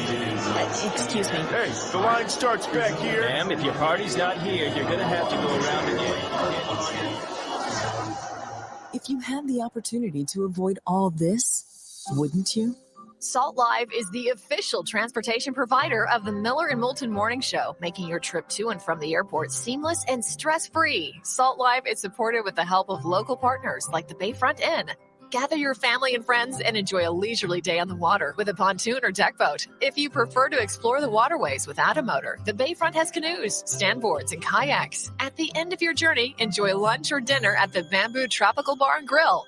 The Bayfront Inn, something for everyone on 5th Avenue in downtown Naples. BayfrontInNaples.com. When you need a ride, book with Salt Live Transportation, 308-8686, or book on saltlivetransportation.com.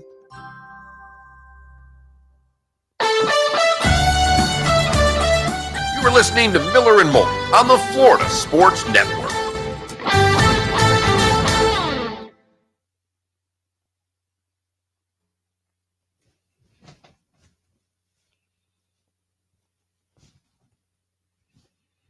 The Bills didn't move the game, Klecko. The league moved the game.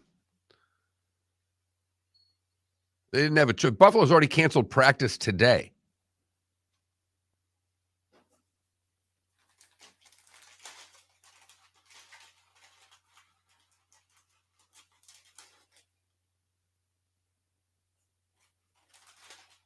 And Klecko, I think you're right about what he said about, but I'd rather see the Buckeyes in the playing Georgia than Michigan, because I think Michigan's just Georgia light.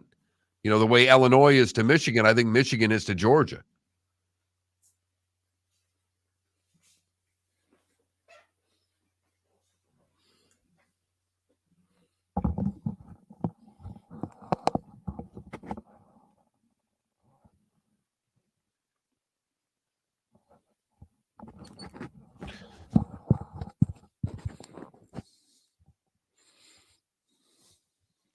Probably not pants. I do have a pullover. It's 58. I gotta decide whether or not I'm even playing today. I mean, this is ridiculous. Ladies and gentlemen, Tom Abbott of the Golf Channel now joining us. Tom, when's my tea time? It's like 12:36 too. It's not even going to be warm yet. Who am I playing with? Good group. I can't bail.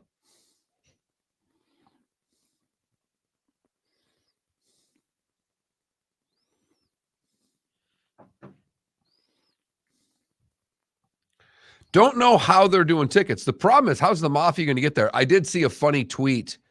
The Bills announced, the moving, and Detroit, the Lions tweeted out, important phone numbers are next to the phone. Turn the lights off when you leave. Please don't break any tables. I saw that.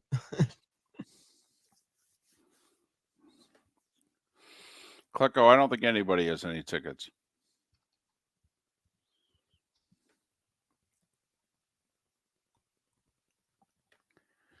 Yes, Juancho. There was pictures of the carnival having to tear it down and get out.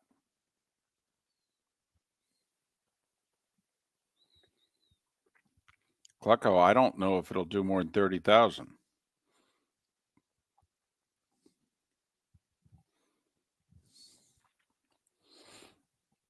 I mean, maybe Browns fans, but then again, their team's 3-7, right? I mean, I don't know if they'll go spend this money on this team. Now, I think if Deshaun was playing, they might.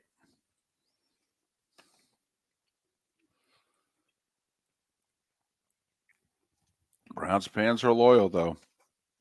Even at 3-7, I've seen a bunch of people in the last couple of days and on the planes and what have you. They wear their Browns crap.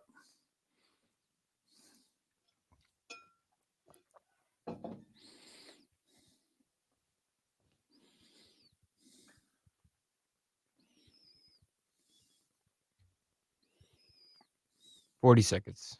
Or no, 20 seconds. Yeah, it's more like 2.5 hours. It's 170 miles. But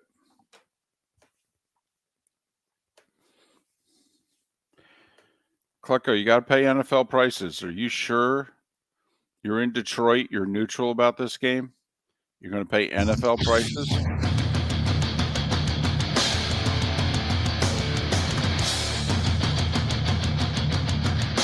You are listening to Miller and Moulton, exclusively on the Florida Sports Network.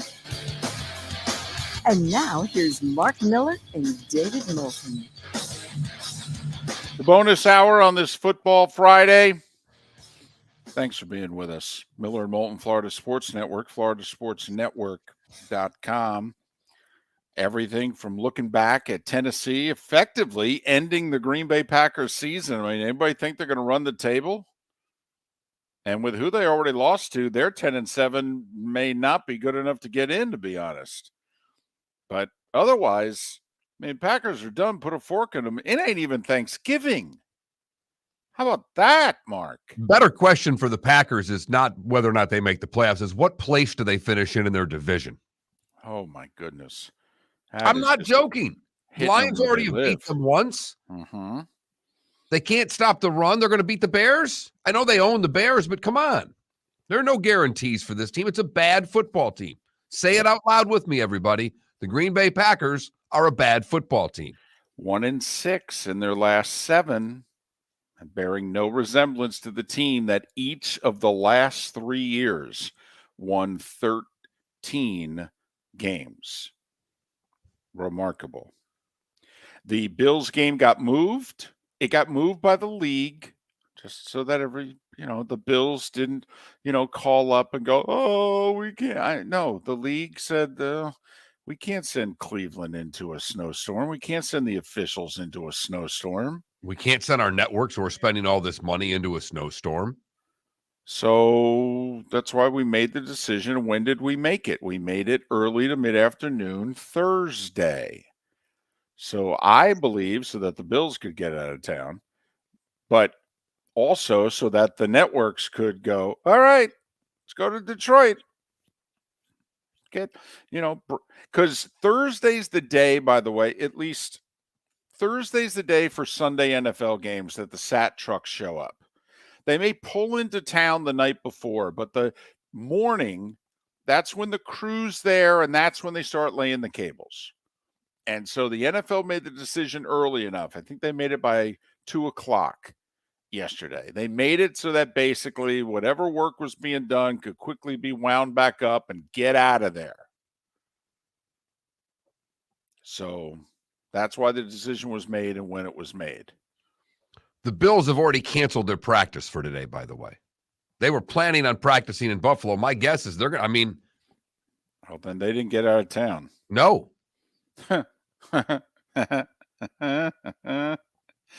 I just Mark, can you fly in? Can you fly in Sunday morning for a 1:00 game? Can you fly in, get off the plane, just go, dress, and play? This is crazy. Yeah. I mean, because laughing matter aside, okay, you got to make sure the plane can take off and land, okay? Yeah. We got to be very serious here for a second. We got to make sure the refs can get there, everybody can be safe. So, and they're talking about this thing snowing right on through midnight Saturday night. So, I'll be curious if the Bills can get out of town. Mark, the one thing that does fascinate me, though, as of 2 hours ago, the MAC game in Buffalo for tomorrow is still on schedule. Buffalo's got a home game tomorrow in the MAC. And as of this morning, and, it's 9:05 right now. The last time I looked, about an hour ago, and I'm looking it up right now, the game was scheduled.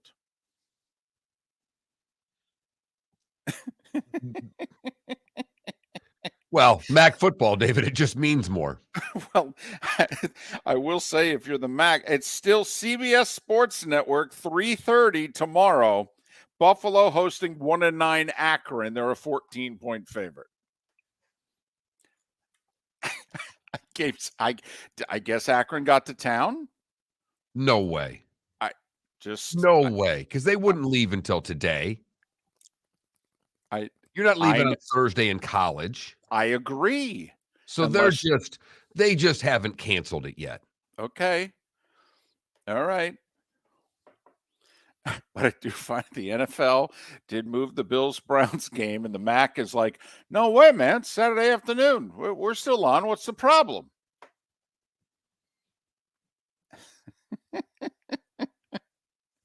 If they play that game, I swear I don't know if it'd be the most ridiculous everybody should be fired situation, or if it would be the greatest celebration of a meaningless college football game ever. Well, it will make turning CBS Sports Network on at 3:30 to see if the game's actually happening. That's for certain. Listen, I don't know if the game gets televised. You can't convince me that the crew got there. Can't convince me at all. So I don't think there'll be a game. I don't think so either, but I do love the fact that we're 30 hours out and the game's yet to be canceled. Hey, there's a few games in the NFL that we've not really talked about. We did with Pat a little bit, but the Jets and the Patriots. Mm-hmm. Just your thoughts on that game, because the Jets have found ways to win. This is one to me that the Patriots take care of, and where the Belichick factor and the coaching factor is the difference in the game. But the Jets are playing great defense. The Patriots have a pedestrian offense. So how do you see this game? Well, if their name wasn't the Jets, if this were the Bills or the Dolphins, and they were the exact same team, wouldn't you pick the Bills or the Dolphins because your thought is, well, they'll find a way to split? These are two pretty evenly matched teams. And, yeah, New England got them at their place first time around, but this is the second meeting. And, these two teams are close. They'll split. So give me the blank. But because they're called the Jets, they're not getting that benefit of the doubt.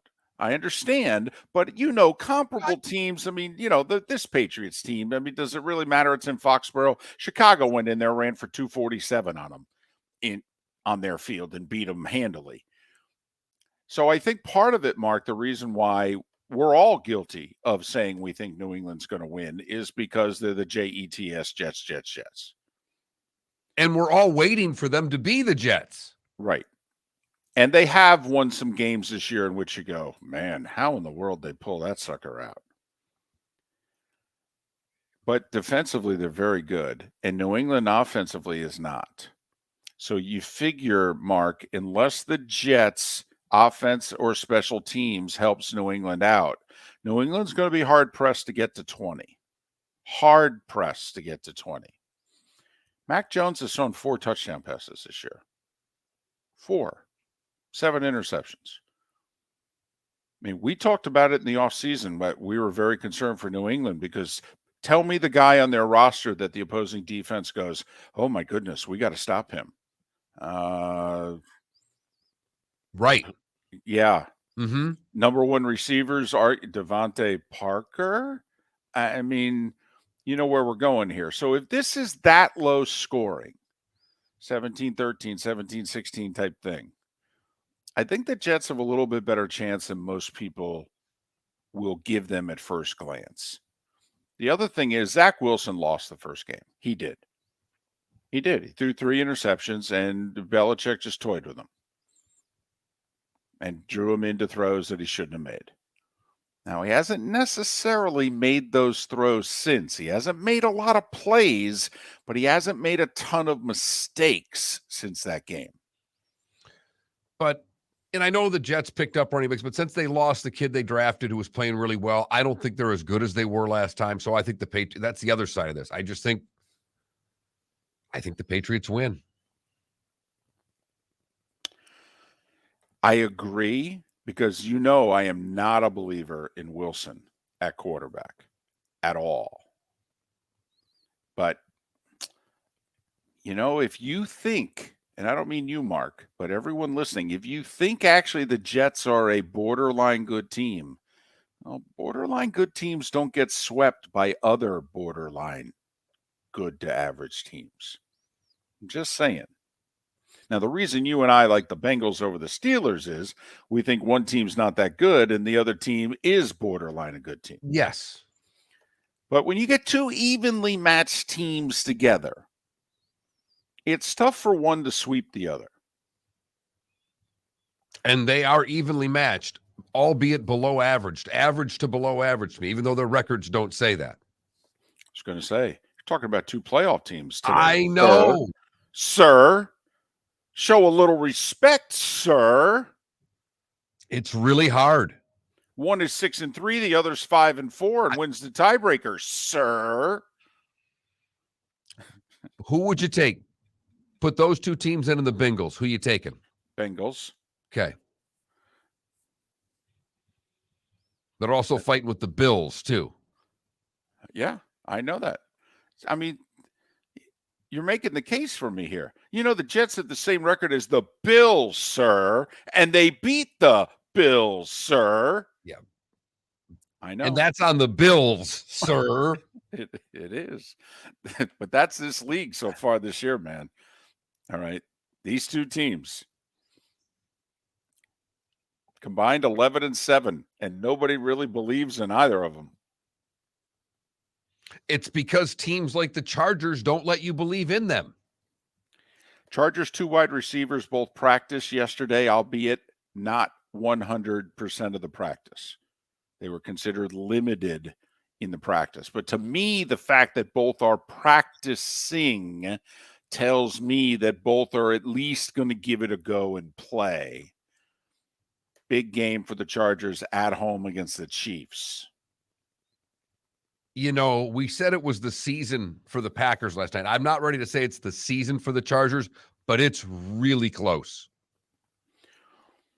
Well, I think they can still get in if they lose. Sorry, David. But if they win, what they would do with a win, how that would propel them ahead of teams that we're talking about, like the Jets and the Patriots. Chargers, Bengals, Patriots all tied for the final playoff spot. New England right now wins the tiebreaker. Mark, I'll say this. Even if the Chargers lose, Arizona and the Raiders the next 2 weeks afterwards, a chance to still be 7-5 when they host the game that we had circled back in the summer when they host the Dolphins. And that is why, if they were to somehow get Sunday night at home against the Chiefs, it would put them in an unbelievably favorable position down the stretch. And I don't even mean that. I think the Dolphins can both get in. We circled that game, but against the Jets, against the Patriots, against the Bengals, who still have a lot of football to play. So that is a little bit of the NFL schedule. When we come back, we'll talk some Cowboys and Vikings, the other marquee game on the NFL schedule. That's next on Miller and Moulton, the Florida Sports Network. David Moulton for Napa Auto Parts, and Napa Filters. Insist on Napa filters for your vehicles, or if you're a do-it-yourselfer, only buy Napa filters. Napa has a filter for almost anything on earth that moves, whether it's motorcycles, foreign and domestic cars, vans, SUVs, earth-moving equipment. You get the idea.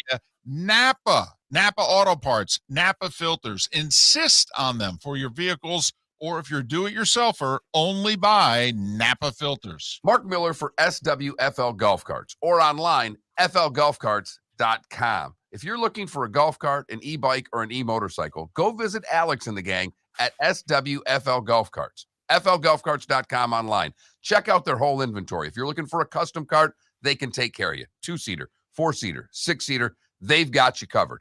E-bikes, nobody better for value and service. E-motorcycles, check them out. Again, flgolfcarts.com. flgolfcarts.com. Ladies and gentlemen, Hi. Excuse me. Hey, the line starts back here. ma'am, if your party's not here, you're gonna have to go around again. If you had the opportunity to avoid all this, wouldn't you? Salt Live is the official transportation provider of the Miller and Moulton Morning Show, making your trip to and from the airport seamless and stress-free. Salt Live is supported with the help of local partners like the Bayfront Inn. Gather your family and friends and enjoy a leisurely day on the water with a pontoon or deck boat. If you prefer to explore the waterways without a motor, the Bayfront has canoes, standboards, and kayaks. At the end of your journey, enjoy lunch or dinner at the Bamboo Tropical Bar and Grill. The Bayfront Inn, something for everyone on 5th Avenue in downtown Naples. BayfrontInNaples.com. When you need a ride, book with Salt Live Transportation, 308-8686, or book on saltlivetransportation.com. You were listening to Miller and Moulton on the Florida Sports Network.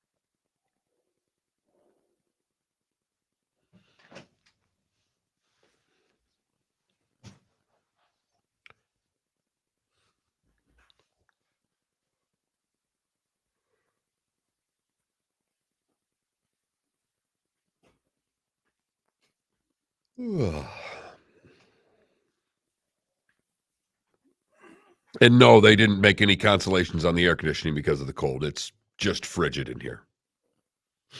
I'll be really prepared to go outside.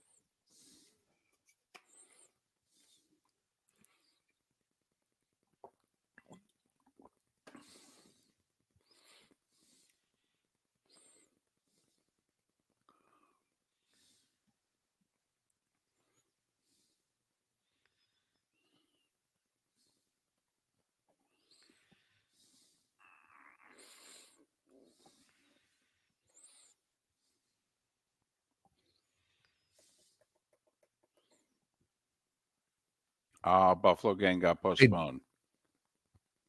I can't hear David. I think that's Felipe. I don't know. Hello, hello. I can't hear a word you're saying, and he's not in the room. So, Oh, okay.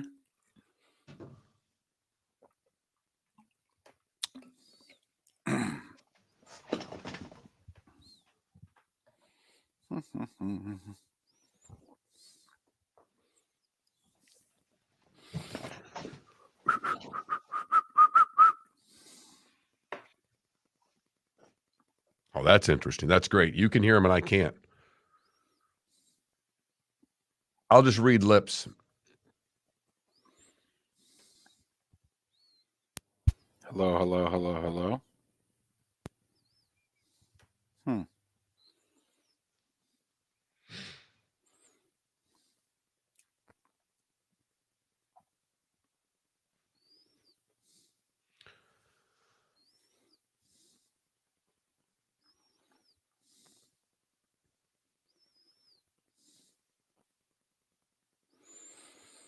Billy,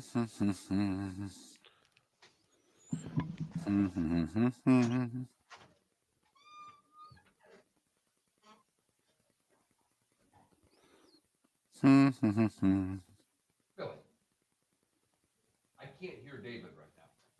Yeah, okay. Just fucking do the show, man. You got 40 minutes left. David, either.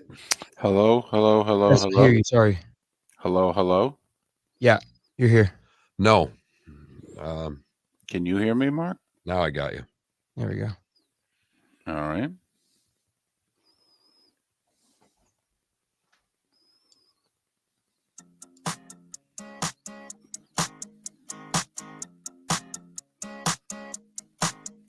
You're listening to Miller and Moulton, exclusively on the Florida Sports Network. 21 minutes past the hour. Miller and Moulton, Florida Sports Network, floridasportsnetwork.com. 12 minutes ago, that Maction game got canceled. Like 3 minutes after we got done talking about how the game was still on, 9:09, they finally canceled the MAC game. So let it be known, the MAC, tougher than the NFL.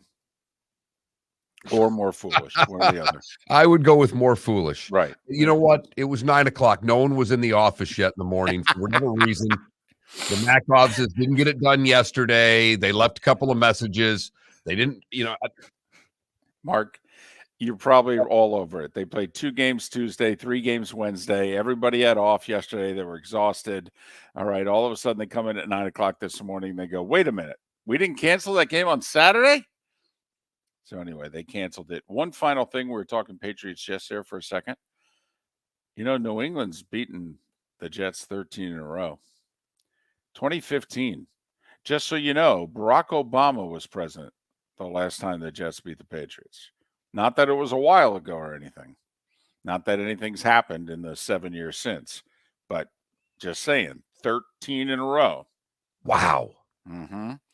Well, remember when they beat the Dolphins, they had lost 12 straight division games. They had gone 2 years in a row, 0-6 in the division. So Jets getting a lot done this year. Jets have hosted all 3 division opponents. We're going to find, they do have the nice record. Give them credit. They went 2-1 at home in the East, but they got to play Buffalo, Miami, and New England all on the road. I mean, if we were, somewhere in that vicinity, wouldn't our little Jet poll question today be, what's the Jets' record in the division going to be? Yes. They're 2-1 right now. They're 2-1 right now. Right. How many more wins do you give them? 0, 1, 2, or 3? That would be our poll question, right? I'd vote 0. Whew. 0. Well, they're not winning the other 2, so they better get it this Sunday. And that's one way you could look at the Jets. If you don't think they're going to win another division game, then they ain't 6-3. They're basically 6-6 going forward. But you were touching upon, some of the games. Here's what's interesting to me. Like, Do either the Rams or the Saints even show up? And I know they're professionals, and very rarely does the team mail one in. But even if they show up, what is either team showing up with? I mean, Bears and Falcons. I actually think both teams play really hard. That game actually interests me, believe it or not, because the Falcons still think they can win a division, and the Bears right now, with Fields, they're exciting to watch. There's no two ways about it.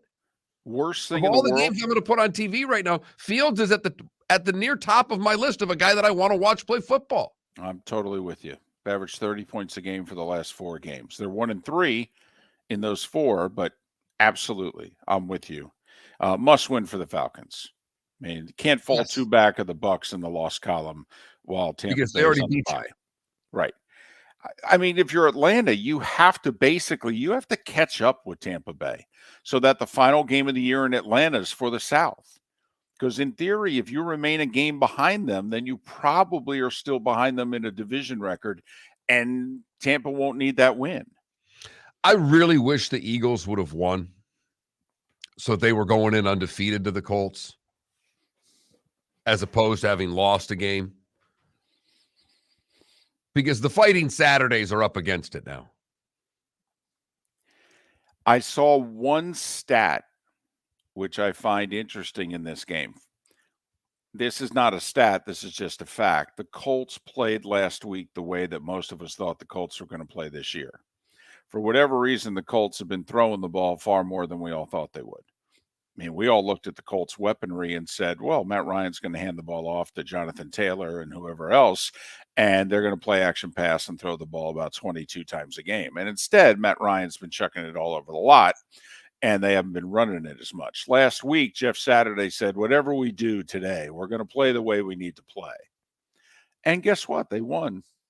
So they're going to try to do it again. And the way they played last week is exactly how you need to play against the Eagles. Last 2 Eagles opponents have rushed for 320 yards and a few touchdowns. And Sue and Joseph are not going to be in the lineup this week. So in theory, they're vulnerable in the run defense for at least another week. And I'll give you one other stat, Mark. Matt Ryan has been a chuck and duck quarterback this year. His yards per attempt under 7 yards, which is bad. Well, the Eagles secondary is the best in the league when you try to throw it beyond 7 yards. They're like bottom third of the league when you do the chuck and duck and you throw 4 and 6 yard passes. Think about what Washington just did to them on Monday night. Ran the ball right at them, chucked and ducked it a lot.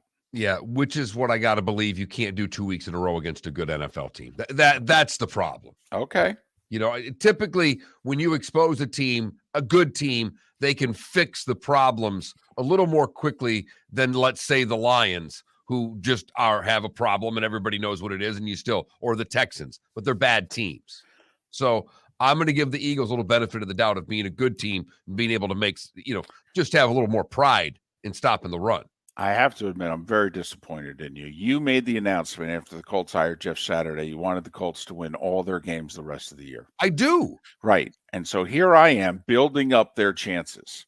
When you and I both know that reality is going to strike Sunday and the Eagles are going to win by 17. And here I am making this case for they're finally playing the right way. Case. Thank you. And you basically said, don't listen to him. I would have listened to you if the receiver there didn't fumble the football and Philadelphia went in and won the game 28-26. Gotcha. I feel like this was an episode of Law and Order, and I was the lawyer that got to do the closing arguments first. All right. And then you got up and you were the assistant DA and you said, he sounded great, didn't he? Yeah. Not a single thing he said is true, but he sounded great. Didn't he? That's what I feel like. Cowboys and Vikings. Do you have a feeling one way or another on this game? Well, Mike McCarthy wasn't very successful there when he was the coach of the Packers. However, you know what's interesting about this game? Dallas went to Minnesota last year with Cooper Rush and won. So now they come back a year later with Dak Prescott. Just throwing that out there. You know, everybody's got their knocks on Dak, and Dak, can you just play the way Cooper did, which, by the way, was turnover free, run the ball, hit the throws you need to hit. Cooper rushed with a late touchdown, by the way, in that game, and Dallas came from behind late and won. Can Dak do the same? I'm still trying to figure out why Vegas has Dallas as a favorite. They're trying to tell us something here. And I'm not going to listen because the home team's 8-1.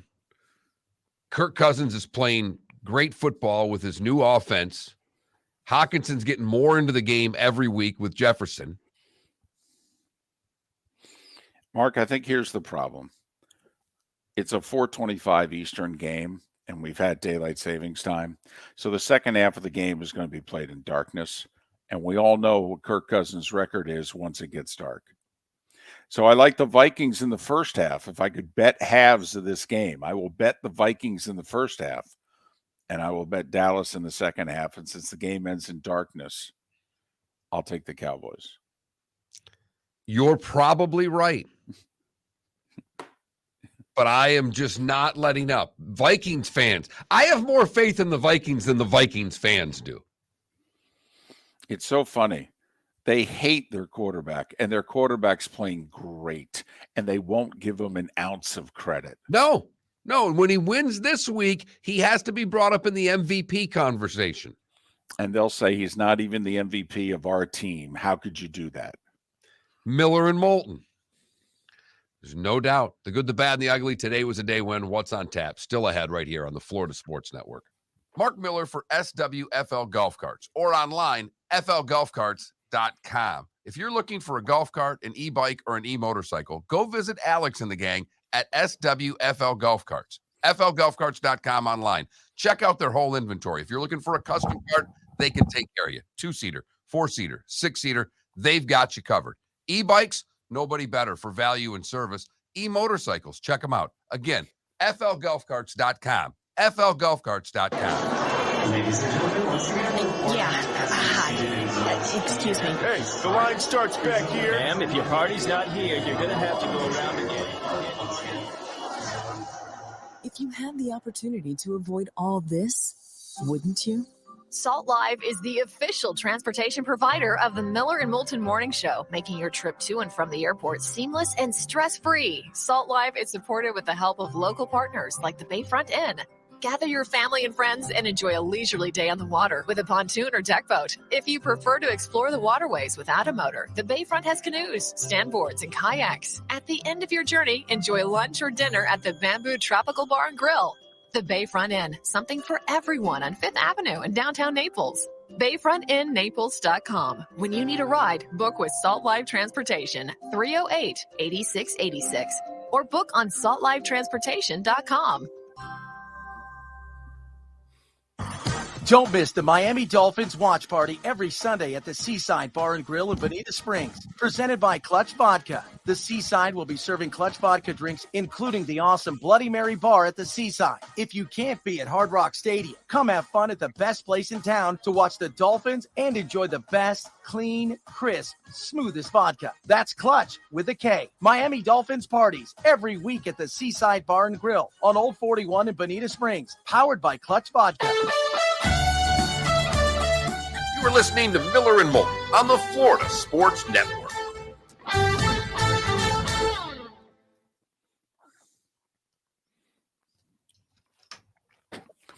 We were talking about this, Arch, earlier in the show.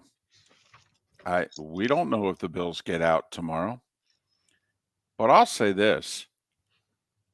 I think you can fly from Buffalo to Detroit, walk off the plane, get on the bus, be bused to the stadium, play the game, and win. I do. There's thunder snow. We've got thunder snow. Right. Can we have like a heavy metal song that goes with it? Thunder snow. You just got to add thunder snow. Thunder snow. It is an AC/DC song. Right. I got nothing today, by the way. Golly.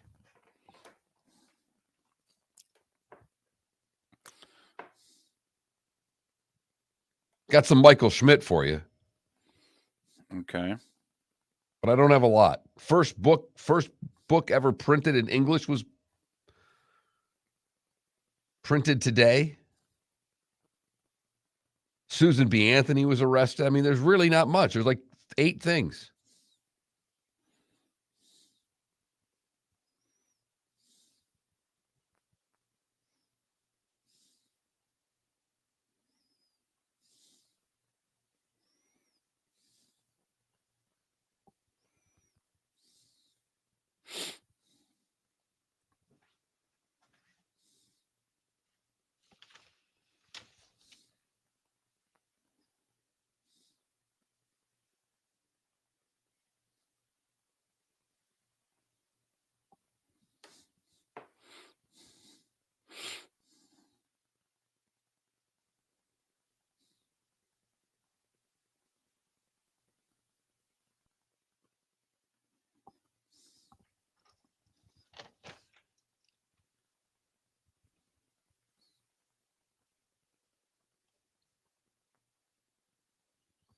Oh, wow. Titans offensive coordinator arrested for DUI early this morning. That's so Celebrating too dumb. hard on that win. That's so dumb. So they drive their own car home from the facility. No, the first book in English, and I can't even pronounce it, so I'm not going to try. It looks like Dictes and Sayenges of the Philosophers. Dictes and Sayengis.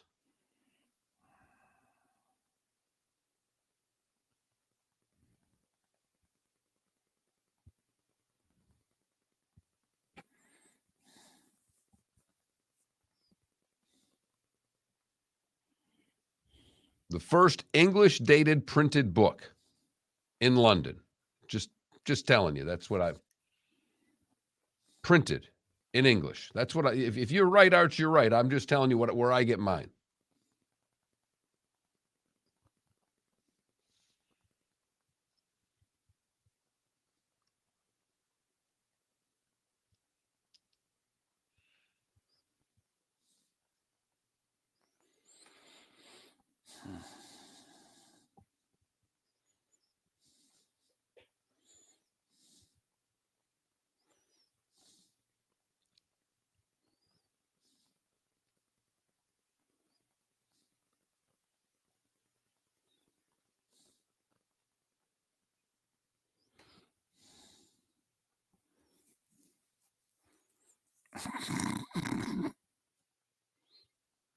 Yeah, I got that one.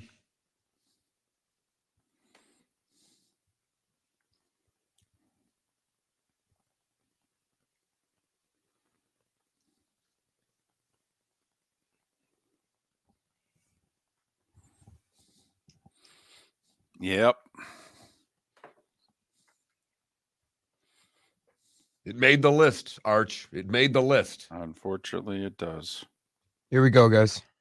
Whatever.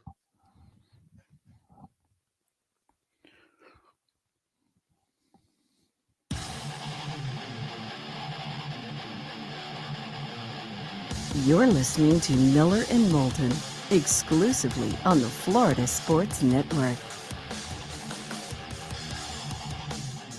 22 minutes till the top of the hour, 17 minutes until we're out of here.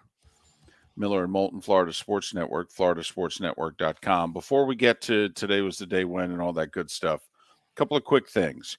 You know, we're looking ahead. We wondered whether Ohio State or Michigan would suffer a letdown. Not that they would lose this week. Michigan's nearly a 3-touchdown favorite. Ohio State's a 4-touchdown favorite. But which one of the two do you think maybe could just kind of sleepwalk through a half? And, well, what about Florida and Florida State? I mean, come on now. They're both starting to get good press, feel good about themselves. Yeah, but they're not going to play the other one being undefeated. And I know it's a big game for both of them. But right now, I think both programs, and it's why I picked both and laid the number, David, is because I think both programs are still understanding how much they have to improve. There isn't time for either of these programs to have a letdown or a let up because they're actually, I mean, this year for both of them playing in whatever bowl they play in is a big deal. And trying to improve that status is still a big deal. The one I'm more worried about sleepwalking through a quarter, a half is Florida State for this reason. I don't think they think that Louisiana can beat them. I think the Florida coaches could sell the Florida players on, hey, Vandy just beat Kentucky at Kentucky, and we didn't beat Kentucky. So we got to take this team seriously. Florida State's getting a lot of press. I mean, Norvell did the national talk show circuit this week. He was on Jim Rome yesterday even. I mean, when the heck does Jim Rome interview a college guest that isn't a Los Angeles-based coach? I was going to say that isn't Nick Saban. Right. So just wondering whether or not, Florida and Florida State don't get caught, one of them looking ahead and maybe has a much tougher day than expected tomorrow. That's all. It's kind of a weird weekend. Dolphins and Bucks both not playing, and Florida State playing. I know the Gators are playing a conference team, but it's playing Vandy. And Florida State's playing a Sun Belt team. So it's just kind of a weird, it's a weekend lacking in local intensity, if you will. Absolutely. I'm trying to figure out what's on TV at 1:00, if you know what I mean. It's like, what am I even watching? We'll figure it out between now and then. Now it's time for... It's time for someone to take back this segment, if for no other reason than to stop David from talking about Meghan and Harry. Here's Mark Miller with Today Was the Day When. That's why I keep telling you, this Bears-Atlanta game intrigues me. I don't know why. All right, we start in 1477. The first English-dated printed book by William Caxton at his press in London. Guess you could have the first printed book if you got the only press. You know what I mean? It's kind of an inside job. It's a big advantage. Today in 1872, Susan B. Anthony is arrested and charged with illegal voting. Should have gone to Chicago. 1883, the 4 standard time zones for the continental U.S. are introduced. Do you know before that we had 100 previous time zones? How many? Over 100 previous time zones. That's what it replaced. We went to Eastern, Central, Mountain, and Pacific. Wow, I thought we had 100. Right. Like every 30 miles, a new time zone? Oh, for goodness sakes. I know we were traveling by horse and all, but come on. 1928, Walt Disney's Steamboat Willie is released. It's the first Mickey Mouse sound cartoon. 1949, Jackie Robinson wins the NL MVP. Today in 66, Sandy Koufax announces his retirement due to his left elbow. Okay, he's 30. This was Jordan retiring. Sandy, remember, 66, baseball's the number 1 sport in the country, by far. Sandy Koufax, for 6 years, has been the best pitcher in baseball. He's thrown 4 no-hitters, a perfect game. He just led the Dodgers to the World Series and won the Cy Young for the 3rd time in 5 years. He's 30, and he quits. He says, I don't know what to tell you. I can't feel my left hand when I pitch. He hasn't given many interviews since he retired, but he gave an interview quite a few years ago in which he said, in my day, you didn't go in for surgery. If you went in for surgery, basically you were done. He goes, now I would have gone in, they would have fixed it. He goes, I probably would have pitched another 5-6 years.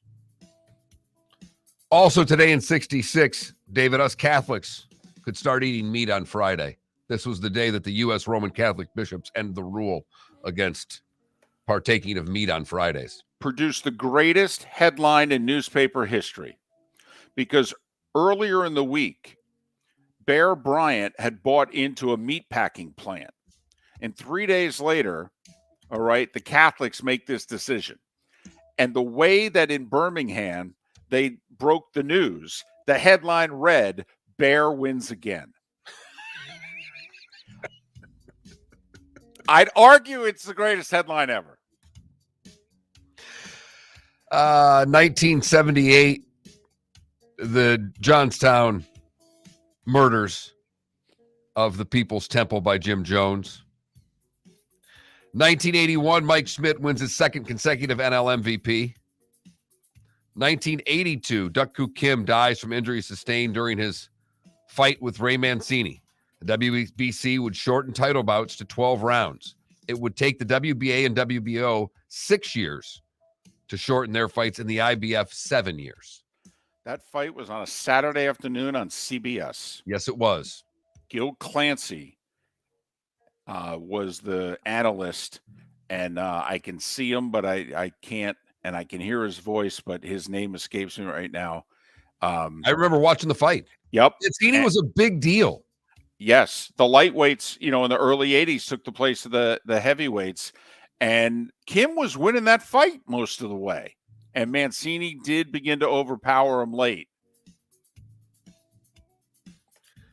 85, Doc Gooden wins the Cy Young. 87, Andre Dawson becomes the first player from a last-place team to win the MVP award. Should have worn my jersey today.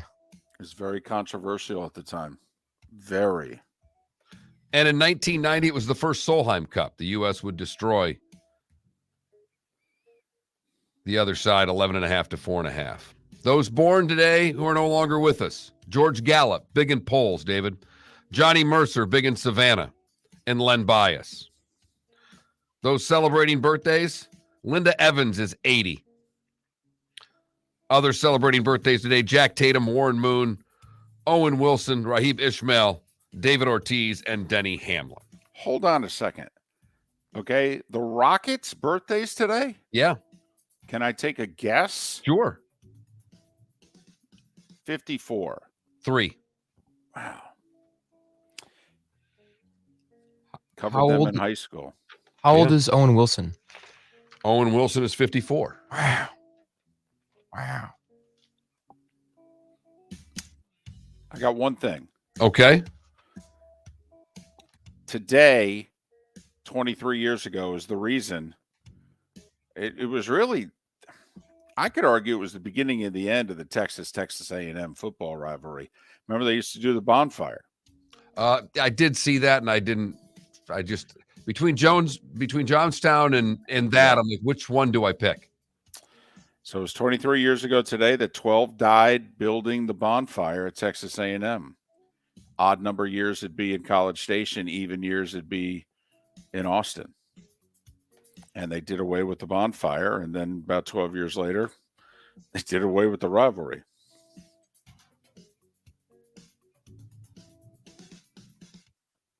You've heard folks elsewhere mock Florida is gonna Florida. Well, Mark Miller sees it differently. He calls it the good, the bad, and the ugly. What you got, Mark? For the good today, we go to the cruise lines. Norwegian Cruise Line commemorated a new ship by awarding 100 teachers from the U.S. and Canada a free voyage that included an exclusive concert with Kelly Clarkson. They did it for National Teacher Appreciation Week. Good for them. Okay. For the bad, we go to New Jersey, where a burglary suspect was caught on security camera right before he unplugged the device. He broke into the home and stole a key, then broke back into the home and weaseled his way to where the camera was, unplugging it. The problem was he stared directly into the camera, giving full view of himself to the security camera. I guess he figured just turning it off would erase everything.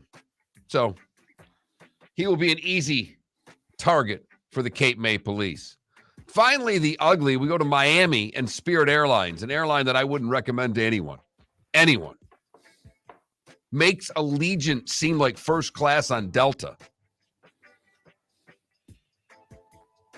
But some idiot on the flight from Miami to Boston decided to yell fire just after takeoff. You see, they don't fly much on Spirit, and when the condensation came from the air conditioning, this jackass thought the plane was on fire and screamed fire. Plane turned around and landed, Fortunately, was able to get off the ground 40 minutes later. And that is the good, the bad, and the ugly on today, November the 18th, 2022. Did you see this? I think it was yesterday, and I think you have to buy it by today. Frontier offers the basically 1 year fly as much as you want pass, and they discounted it down to about $600. Wow. It normally costs $2,000. You're someone that likes to ski because they fly direct to Denver from here. Where I am. Correct. The Go Wild annual flight pass. It's good for any destination in the U.S. and Puerto Rico. You mentioned Spirit. Just got me thinking about airlines. I saw that yesterday on social media. I went, wow. What's the worst airline you've ever flown? I got to admit, Mark, first off, most of the airlines, I don't know, I'm not that impressed. The bells and whistles they don't really offer anymore. I mean, all you can get are pretzels and peanuts. So to me, though, Mark, if they take off and they land, I'm good with it. I really am. I am very point A to point B is very important to me when I fly, and everything else not so much. So don't get me wrong. I mean, Spirit will charge you for breathing. Okay, that's how much they charge extra. But as long as that sucker lands, I'm okay. Fair enough. Fair enough. And you're flying more than I am right now, and your whole reputation with TSAs across the country is just starting to come back into form. So I don't want you to say anything that could get you in problems with the pilots. That's the last thing we need right now. I mean, I have to admit, I prefer a newer plane that has a TV in front of me. Okay. And there are a lot of airlines that don't believe in that. Okay. Once again, this is fine. To me, this is like a gymnastics routine. It's an ice skating routine. You can talk about all the choreography and artistic whatever. You got to nail the landing. You do that quad, baby. You got to nail it. And I don't even care if you're 2-footed. Okay, you can have a hard landing. But like gymnastics, I will take a point away if you step out of bounds. Totally. Right. You go off the runway, you're not going to medal. Fair enough. It's really all I'm looking for. Just stick the landing. You can even 2-foot it. That's okay. So it's a hard landing. So what? It's still a landing. Monday morning, 6 a.m., we will be international. Yes. That's the intent anyway. At least we hope so. I would tune in Monday to find out what the hell happens because Monday Night Football is in Mexico City. Yes, that means sir. David is going to be in Mexico City. Yes, sir. I will say, in theory, I'm at a 5-star hotel. I mean, this should be okay. I agree. In theory. Now, Tuesday's a whole different story. I got nothing. I'm being dropped off in Dallas and thrown on the side of the road. I'm hoping you can find like a Waffle House or a Huddle House or something like and just sit there with your MiFi and say, you guys mind if I talk for 3-4 hours? I'll keep ordering food every hour. Not much of a coffee drinker, but I'm going to knock the you-know-what out of some diet soda. I'll tell you what. I'll put $100 down here on the table. I'll eat 70 of it. You can keep the rest. What do you say? So, hoping to be on the air Monday and Tuesday.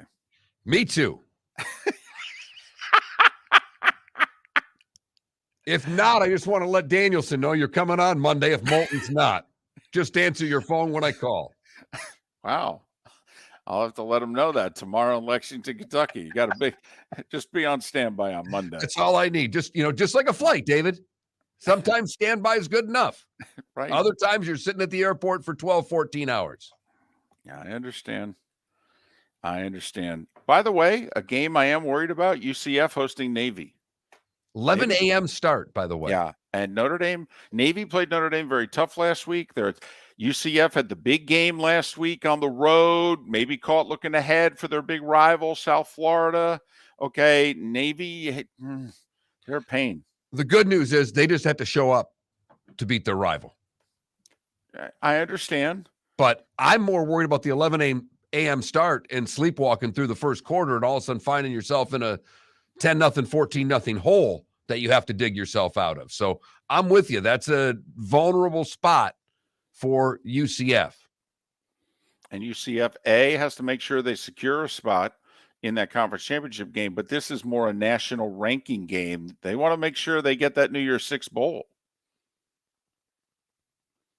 David, safe travels this weekend. Hopefully everything works out, and we talk to you from Mexico City on Monday morning. For everyone else, enjoy the football this weekend. We'll do it all over again on Monday and recap what happened over the weekend on the Florida Sports Network. Yeah. Hi. Excuse